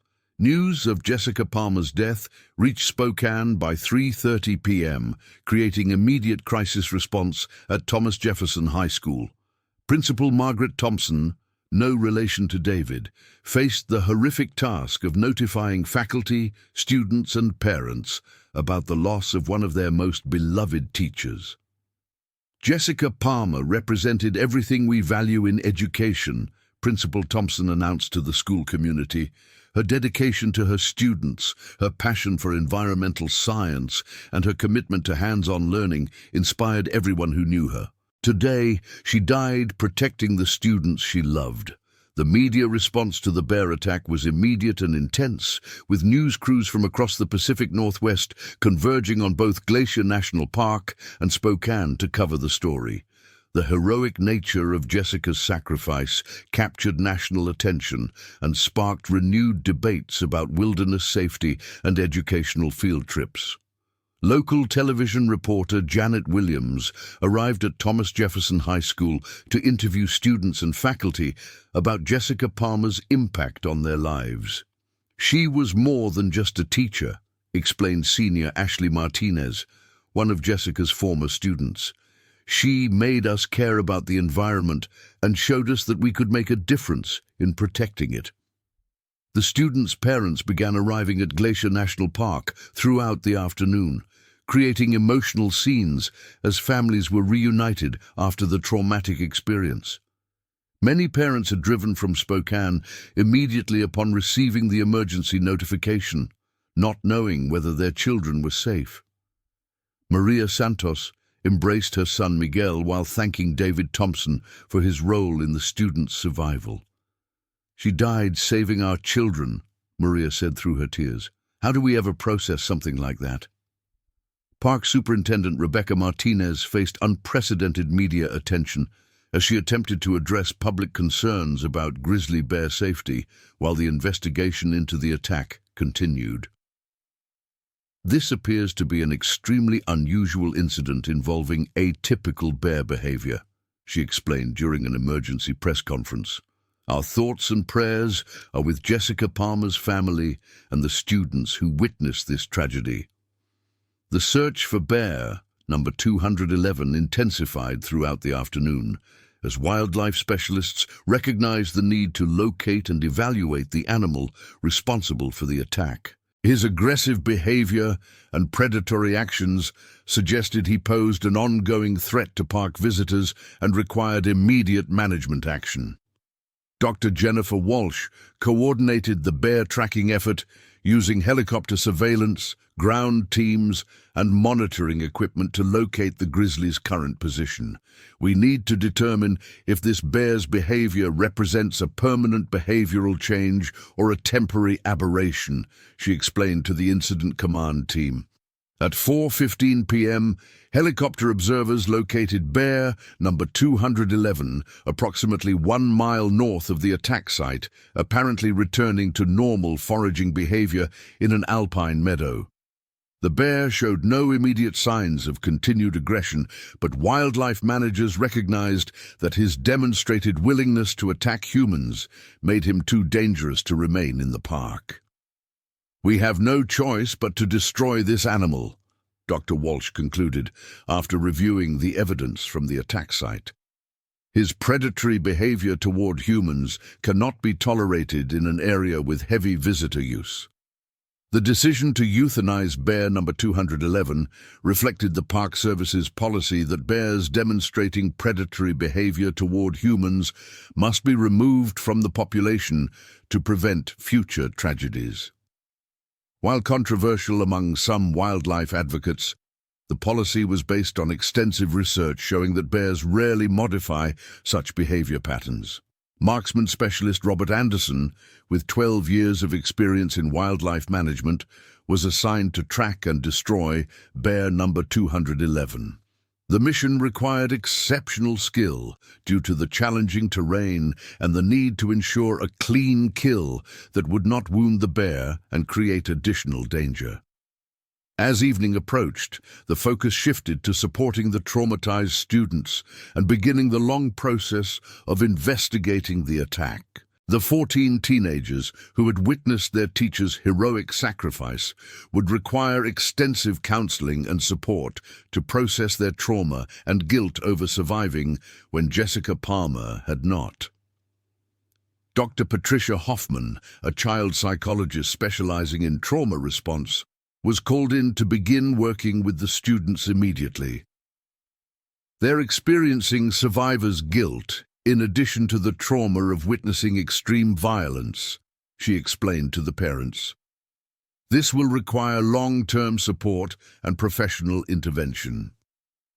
The students were transported to Kalispell Regional Medical Center for comprehensive medical evaluation and to begin trauma counseling in a controlled environment. Several required overnight observation for severe anxiety reactions, while others needed treatment for minor injuries sustained during their retreat from the attack. Jessica Palmer's body was transported to the Montana State Crime Laboratory for autopsy examination that would provide crucial evidence about the attack sequence and bear number 211's behavior patterns. The forensic examination would help wildlife biologists understand the factors that had contributed to this unusual predatory attack. Coroner Dr. Michael Stevens, with 28 years of experience in forensic pathology, had never examined a victim of grizzly bear predation. "The injuries are consistent with an extended attack by a large bear," he reported to investigators. "Multiple bite wounds to the head, neck and torso, along with extensive claw trauma. Death would have occurred from blood loss and head trauma." The investigation revealed that Jessica Palmer had suffered defensive wounds on her arms and hands, confirming witness accounts that she had fought to protect herself and her students during the attack. The evidence supported David Thompson's description of her deliberate positioning between the bear and the fleeing students. Bear number 211 was successfully located and destroyed at 6:23 p.m. by marksman Robert Anderson. The bear's carcass would be examined by wildlife biologists to determine if disease, injury, or other factors had contributed to his unusual aggressive behavior toward humans. Dr. Jennifer Walsh supervised the necropsy examination of bear number 211, looking for evidence of rabies, brain trauma, dental problems, or other conditions that might explain his predatory behavior. We need to understand if this was an anomalous individual or if environmental factors contributed to the incident, she explained. The preliminary examination showed bear number 211 to be a healthy adult male grizzly with no obvious signs of disease or injury. His stomach contents included normal bear foods such as roots, berries, and carrion, with no evidence of human remains. The necropsy results suggested that territorial aggression, rather than hunger or disease, had motivated the attack. As night fell over Glacier National Park, the immediate crisis phase concluded with Jessica Palmer's death confirmed, all students safely evacuated, and the responsible bear destroyed. However, the long-term impacts of this tragedy were just beginning to unfold for the survivors, the school community, and the Palmer family. Jessica Palmer's husband, Michael Palmer, received the devastating news while at work at the Spokane Fire Department. The 42-year-old fire captain had supported his wife's passion for outdoor education despite his own concerns about wilderness safety, and now faced the reality of raising their 2 young children alone. She died doing what she loved, protecting kids and sharing her love of nature, Michael told his fire department colleagues. But how do I explain to our 8-year-old daughter and 6-year-old son that Mommy isn't coming home because she saved other people's children? The Palmer family's grief was compounded by the public nature of Jessica's death and the media attention surrounding her heroic actions. While they were proud of her sacrifice, they struggled with the constant reminders of her violent death and the circus atmosphere created by national news coverage. Thomas Jefferson High School faced the challenge of supporting not only the 14 students who had witnessed the attack, but also the hundreds of other students and faculty members who were traumatized by the loss of a beloved teacher. Crisis counselors were brought in to provide support services for the entire school community. The school's environmental science program, which Jessica had built into one of the most respected in the state, faced an uncertain future without her leadership and expertise. Her innovative teaching methods and passion for outdoor education had inspired countless students to pursue careers in environmental science and conservation biology.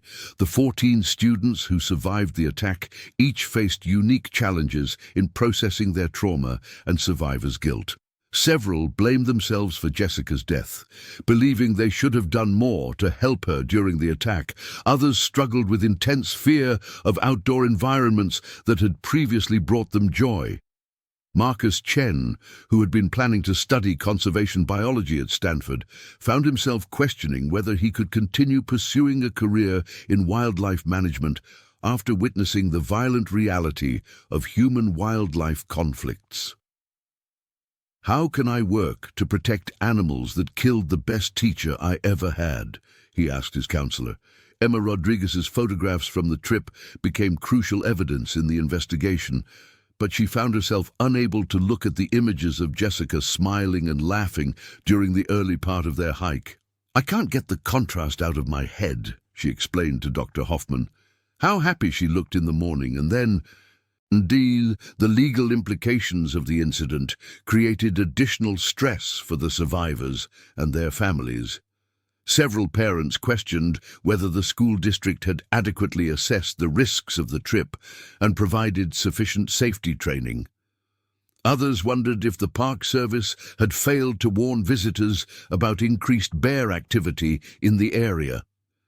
Attorney Janet Morrison, representing several families, began investigating potential liability issues related to the trip planning and safety protocols. "We're not looking to blame anyone," she explained, "but we need to understand if this tragedy could have been prevented and ensure it doesn't happen to other families." The Park Service's investigation revealed communication failures that had prevented the dissemination of information about bear number 211's unusual territorial behavior. The maintenance crew's report of aggressive bear behavior near the Highline Trail had not reached visitor services or the educational program coordinators in time to prevent the tragedy. Internal Park Service emails released during the investigation showed that concerns about early bear emergence and unusual territorial patterns had been discussed among wildlife biologists but not effectively communicated to frontline rangers responsible for visitor safety briefings. The failure of standard bear deterrent protocols also raised questions about current safety recommendations for wilderness recreationists. Bear spray, which had proven effective in most documented encounters, failed to stop bear number 211's determined attack, highlighting the limitations of non-lethal deterrents against truly aggressive bears. Wildlife management experts began reviewing existing protocols for managing problem bears, particularly animals displaying territorial aggression in high-use recreational areas. Bear number 211's case study would influence policy decisions about bear habitat management and visitor safety procedures throughout the national park system. The National Park Service commissioned an independent review of the incident, conducted by leading experts in bear biology, wilderness safety, and educational program management. The review aimed to identify systemic issues that might have contributed to the tragedy and recommend improvements to prevent similar incidents. Dr. Stephen Herrero, a renowned expert on bear attacks and author of Bear Attacks: Their Causes and Avoidance, led the investigation team. This incident represents an unusual confluence of factors, he explained. Early emergence, territorial behavior, group dynamics, and possibly individual bear psychology all contributed to a perfect storm scenario. The investigation revealed that bear number 211 had been involved in previous incidents of aggressive behavior toward humans. But the scattered nature of these reports and inadequate communication systems had prevented wildlife managers from recognizing the pattern and taking appropriate action. A trail maintenance worker reported that the same bear, identified by his distinctive white chest patch and missing ear, had aggressively approached his crew 3 times during April, showing no fear of humans and requiring increasingly aggressive deterrent measures to drive away. 2 separate backpacking groups had reported encounters with an unusually aggressive grizzly bear in the Logan Pass area during the week preceding Jessica's school trip. But these reports were filed with different ranger stations and not cross-referenced to identify a pattern of concerning behavior. The investigation concluded that better communication systems and more aggressive management of problem bears could have prevented the tragedy.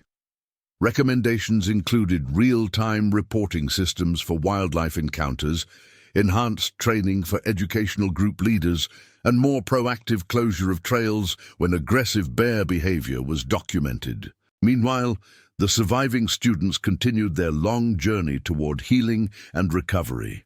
Group therapy sessions brought them together to process their shared trauma, while individual counseling addressed each student's unique needs and coping mechanisms.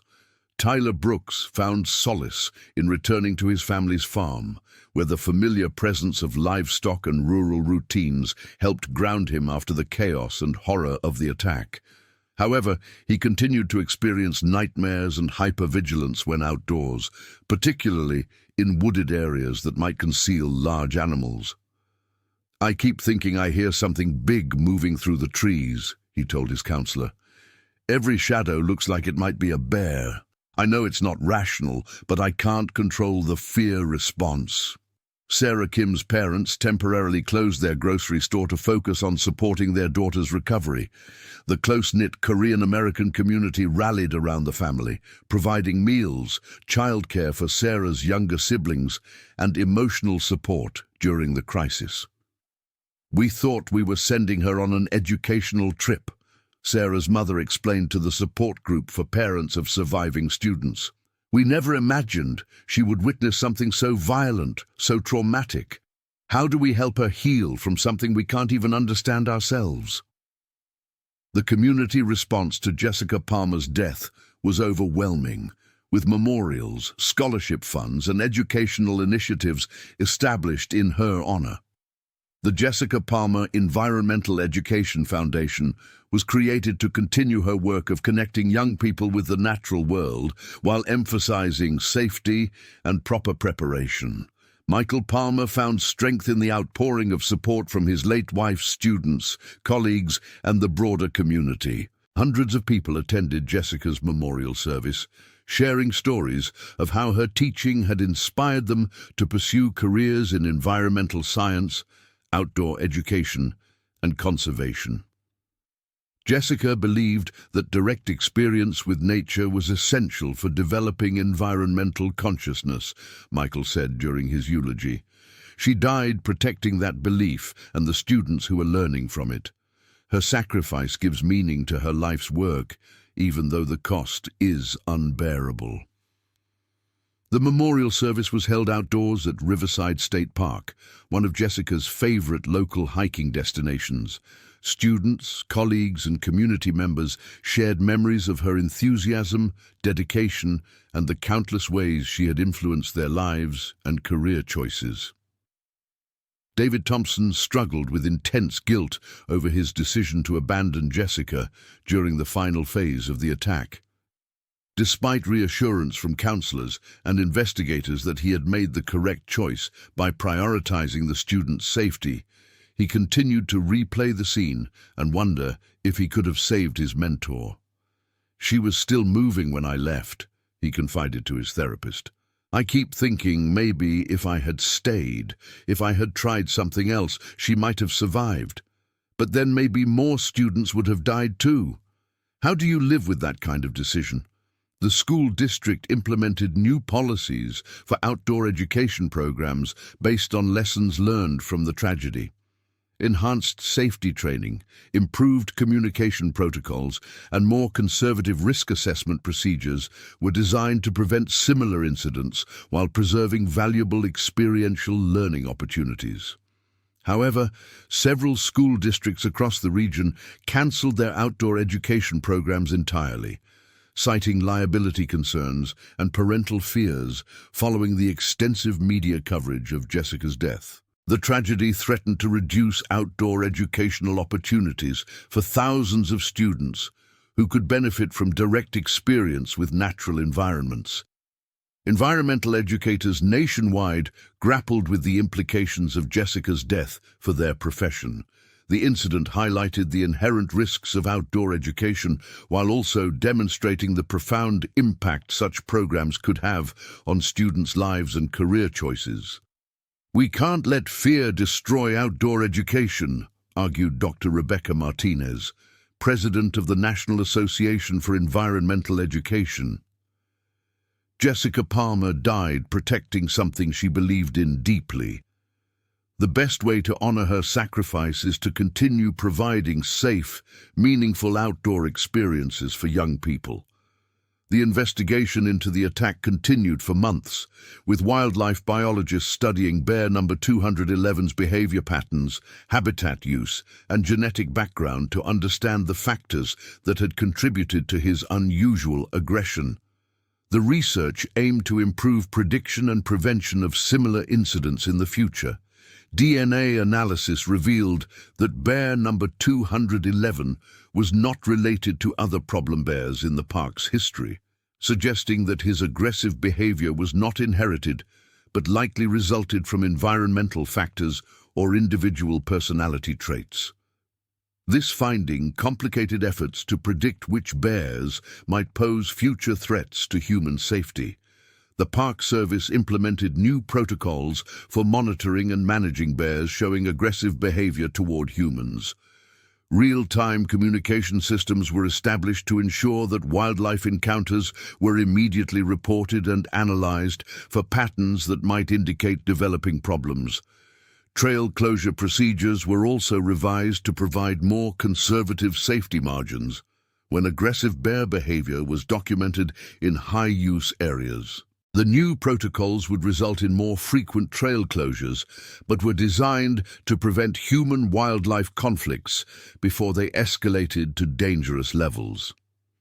6 months after the attack, the surviving students continued their recovery journeys with varying degrees of success. Some had returned to outdoor activities and planned to pursue environmental careers despite their trauma, while others struggled with ongoing anxiety and avoidance of natural settings. Marcus Chen ultimately decided to continue his plans to study conservation biology at Stanford, inspired by Jessica's belief that dedicated professionals were needed to manage human-wildlife conflicts. Mrs. Palmer died because we don't understand enough about bear behavior and habitat management, he explained. I want to be part of the solution.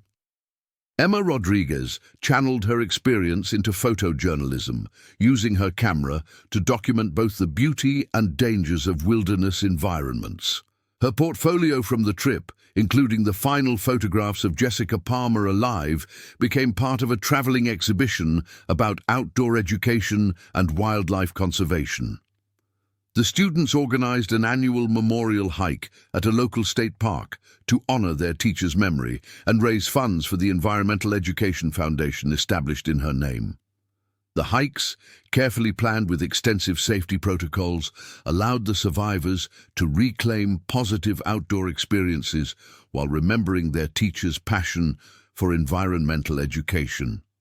Miguel Santos became a vocal advocate for outdoor education access for undocumented students, inspired by Jessica's support for his participation in the trip despite his immigration status.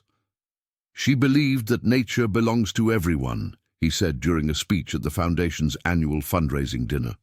She fought to make sure I could be on that trip, and she died protecting all of us. The first anniversary of Jessica Palmer's death was marked by ceremonies in both Spokane and Glacier National Park. A bronze plaque was installed at Logan Pass, commemorating her sacrifice and dedication to environmental education.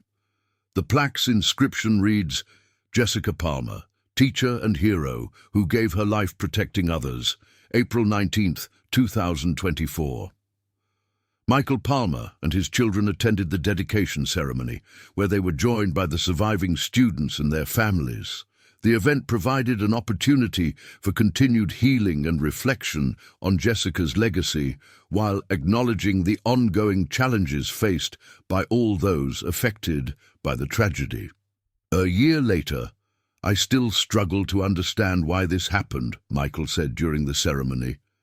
But I see how Jessica's students have grown and what they're accomplishing, and I know her sacrifice had meaning. She saved 14 young lives, and those lives are making a difference in the world. The long-term impact of the incident extended far beyond the immediate participants to influence wilderness safety policies, education,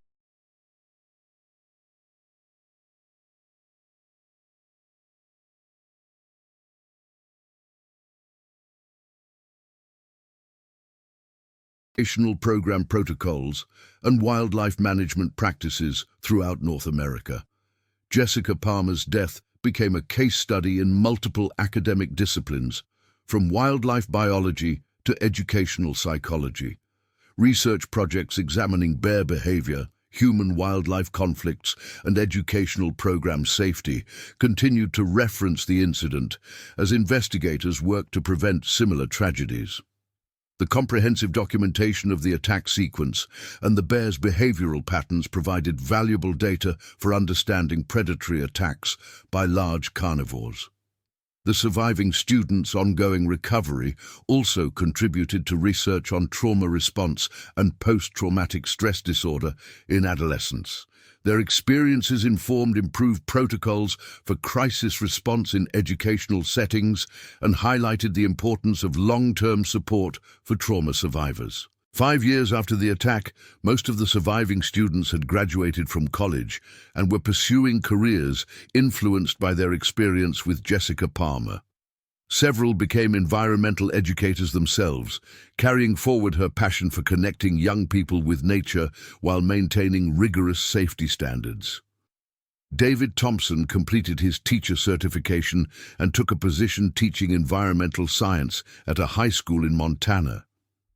He incorporated wilderness safety and wildlife behavior into his curriculum while leading carefully planned outdoor education programs that honored Jessica's belief in experiential learning.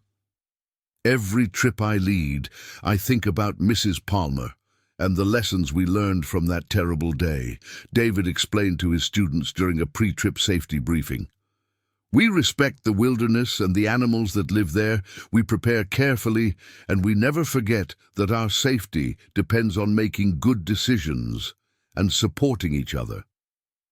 The Jessica Palmer Environmental Education Foundation continued to grow, providing scholarships for students pursuing environmental careers and supporting outdoor education programs with enhanced safety training and equipment. The Foundation's work ensured that Jessica's death contributed to positive changes in environmental education rather than simply representing a tragic loss. Bear management in Glacier National Park evolved significantly in response to the incident, with improved monitoring systems, enhanced communication protocols, and more aggressive intervention when bears display concerning behavior patterns. While grizzly bears remain an integral part of the park's ecosystem, visitor safety measures were substantially improved. The Park Service also developed new educational materials about bear behavior and safety specifically designed for school groups and youth programs. These materials emphasized both the importance of wildlife conservation and the need for appropriate precautions when visiting bear habitat. As the 10th anniversary of Jessica Palmer's death approached, her legacy was secure in the lives she had touched and the improvements her sacrifice had inspired in outdoor education and wildlife management. The teacher who had dedicated her life to inspiring environmental consciousness in young people had achieved that goal through both her life's work and her heroic death. The students she saved continue to honor her memory through their careers and advocacy, ensuring that Jessica Palmer's passion for environmental education would influence future generations.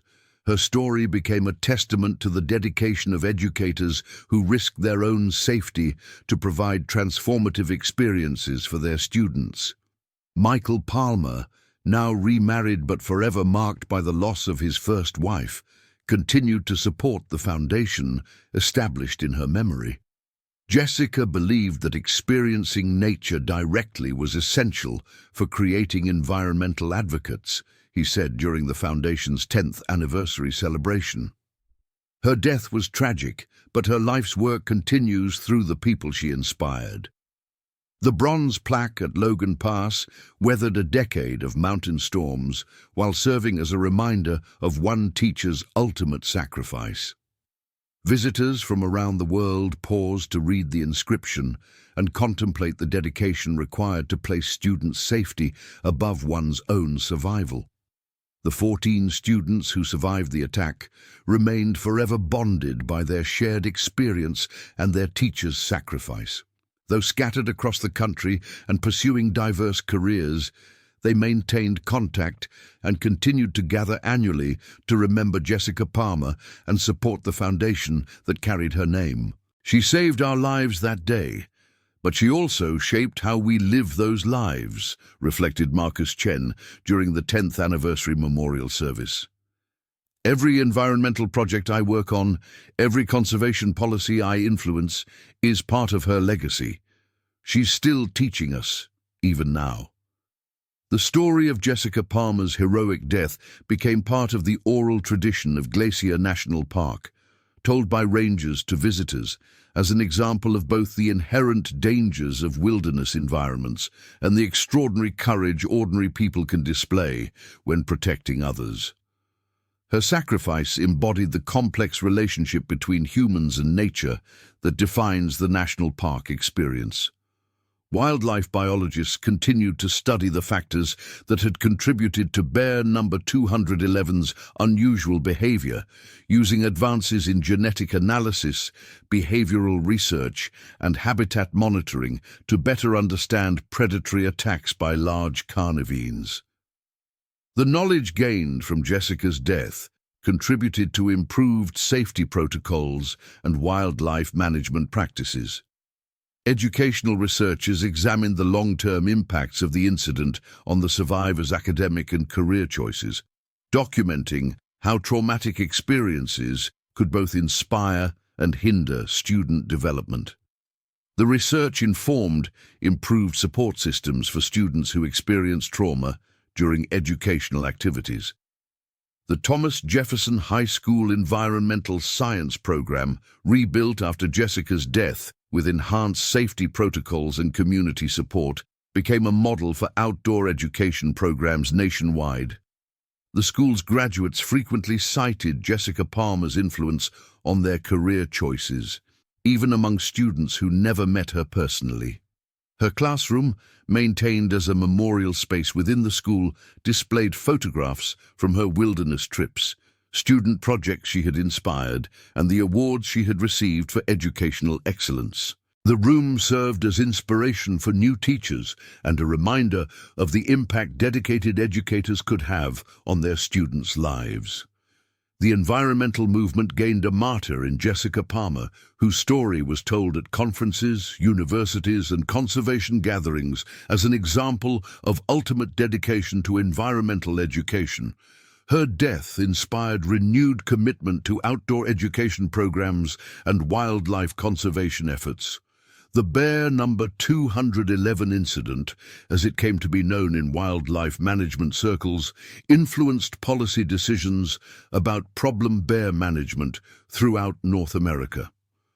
The case study was incorporated into training programs for park rangers, wildlife biologists, and outdoor education leaders. 15 years after the attack, advances in bear behavior research had provided new insights into the factors that contributed to predatory attacks. But the fundamental lesson remained unchanged. Wilderness environments require respect, preparation, and constant vigilance to ensure human safety while preserving wildlife populations. The surviving students, now adults with families of their own, faced decisions about how to share their outdoor experiences with their children. Many chose to continue the outdoor education tradition while emphasizing safety protocols and wilderness respect that Jessica Palmer had taught them. "I want my daughter to love nature the way Mrs. Palmer taught us to love it," explained Emma Rodriguez, now a wildlife photographer and mother of two. "But I also want her to understand the risks and responsibilities that come with wilderness experiences." Mrs. Palmer's death taught us that nature is beautiful, but never tame.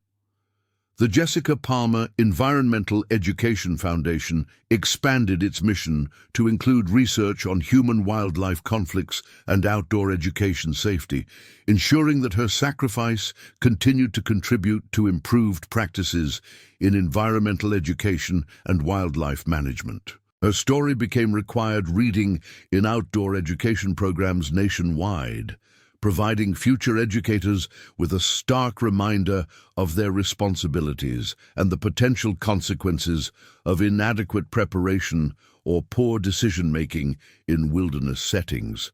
The legacy of April 19, 2024 remained complex and multifaceted, a tragedy that claimed the life of a dedicated educator, a heroic sacrifice that saved 14 young lives, and a catalyst for improvements in wilderness safety and environmental education that continued to protect countless others. Jessica Palmer's death embodied the fundamental tension between the human desire to experience nature directly and the inherent risks such experiences entail. Her sacrifice demonstrated that the rewards of environmental education justify careful risks, but demand the highest standards of preparation, leadership, and safety consciousness. The grizzly bear that killed her represented the wild, unpredictable nature of the environments that environmental educators work to help students understand and appreciate. Bear number 211's unusual aggression was a reminder that wildlife behavior cannot be fully predicted or controlled, only managed through informed precautions and respectful distance. The students she saved carried forward her passion for environmental conservation while maintaining awareness of the dangers that had claimed their teacher's life. Their careers in environmental science, education, and conservation were living monuments to Jessica Palmer's influence and sacrifice.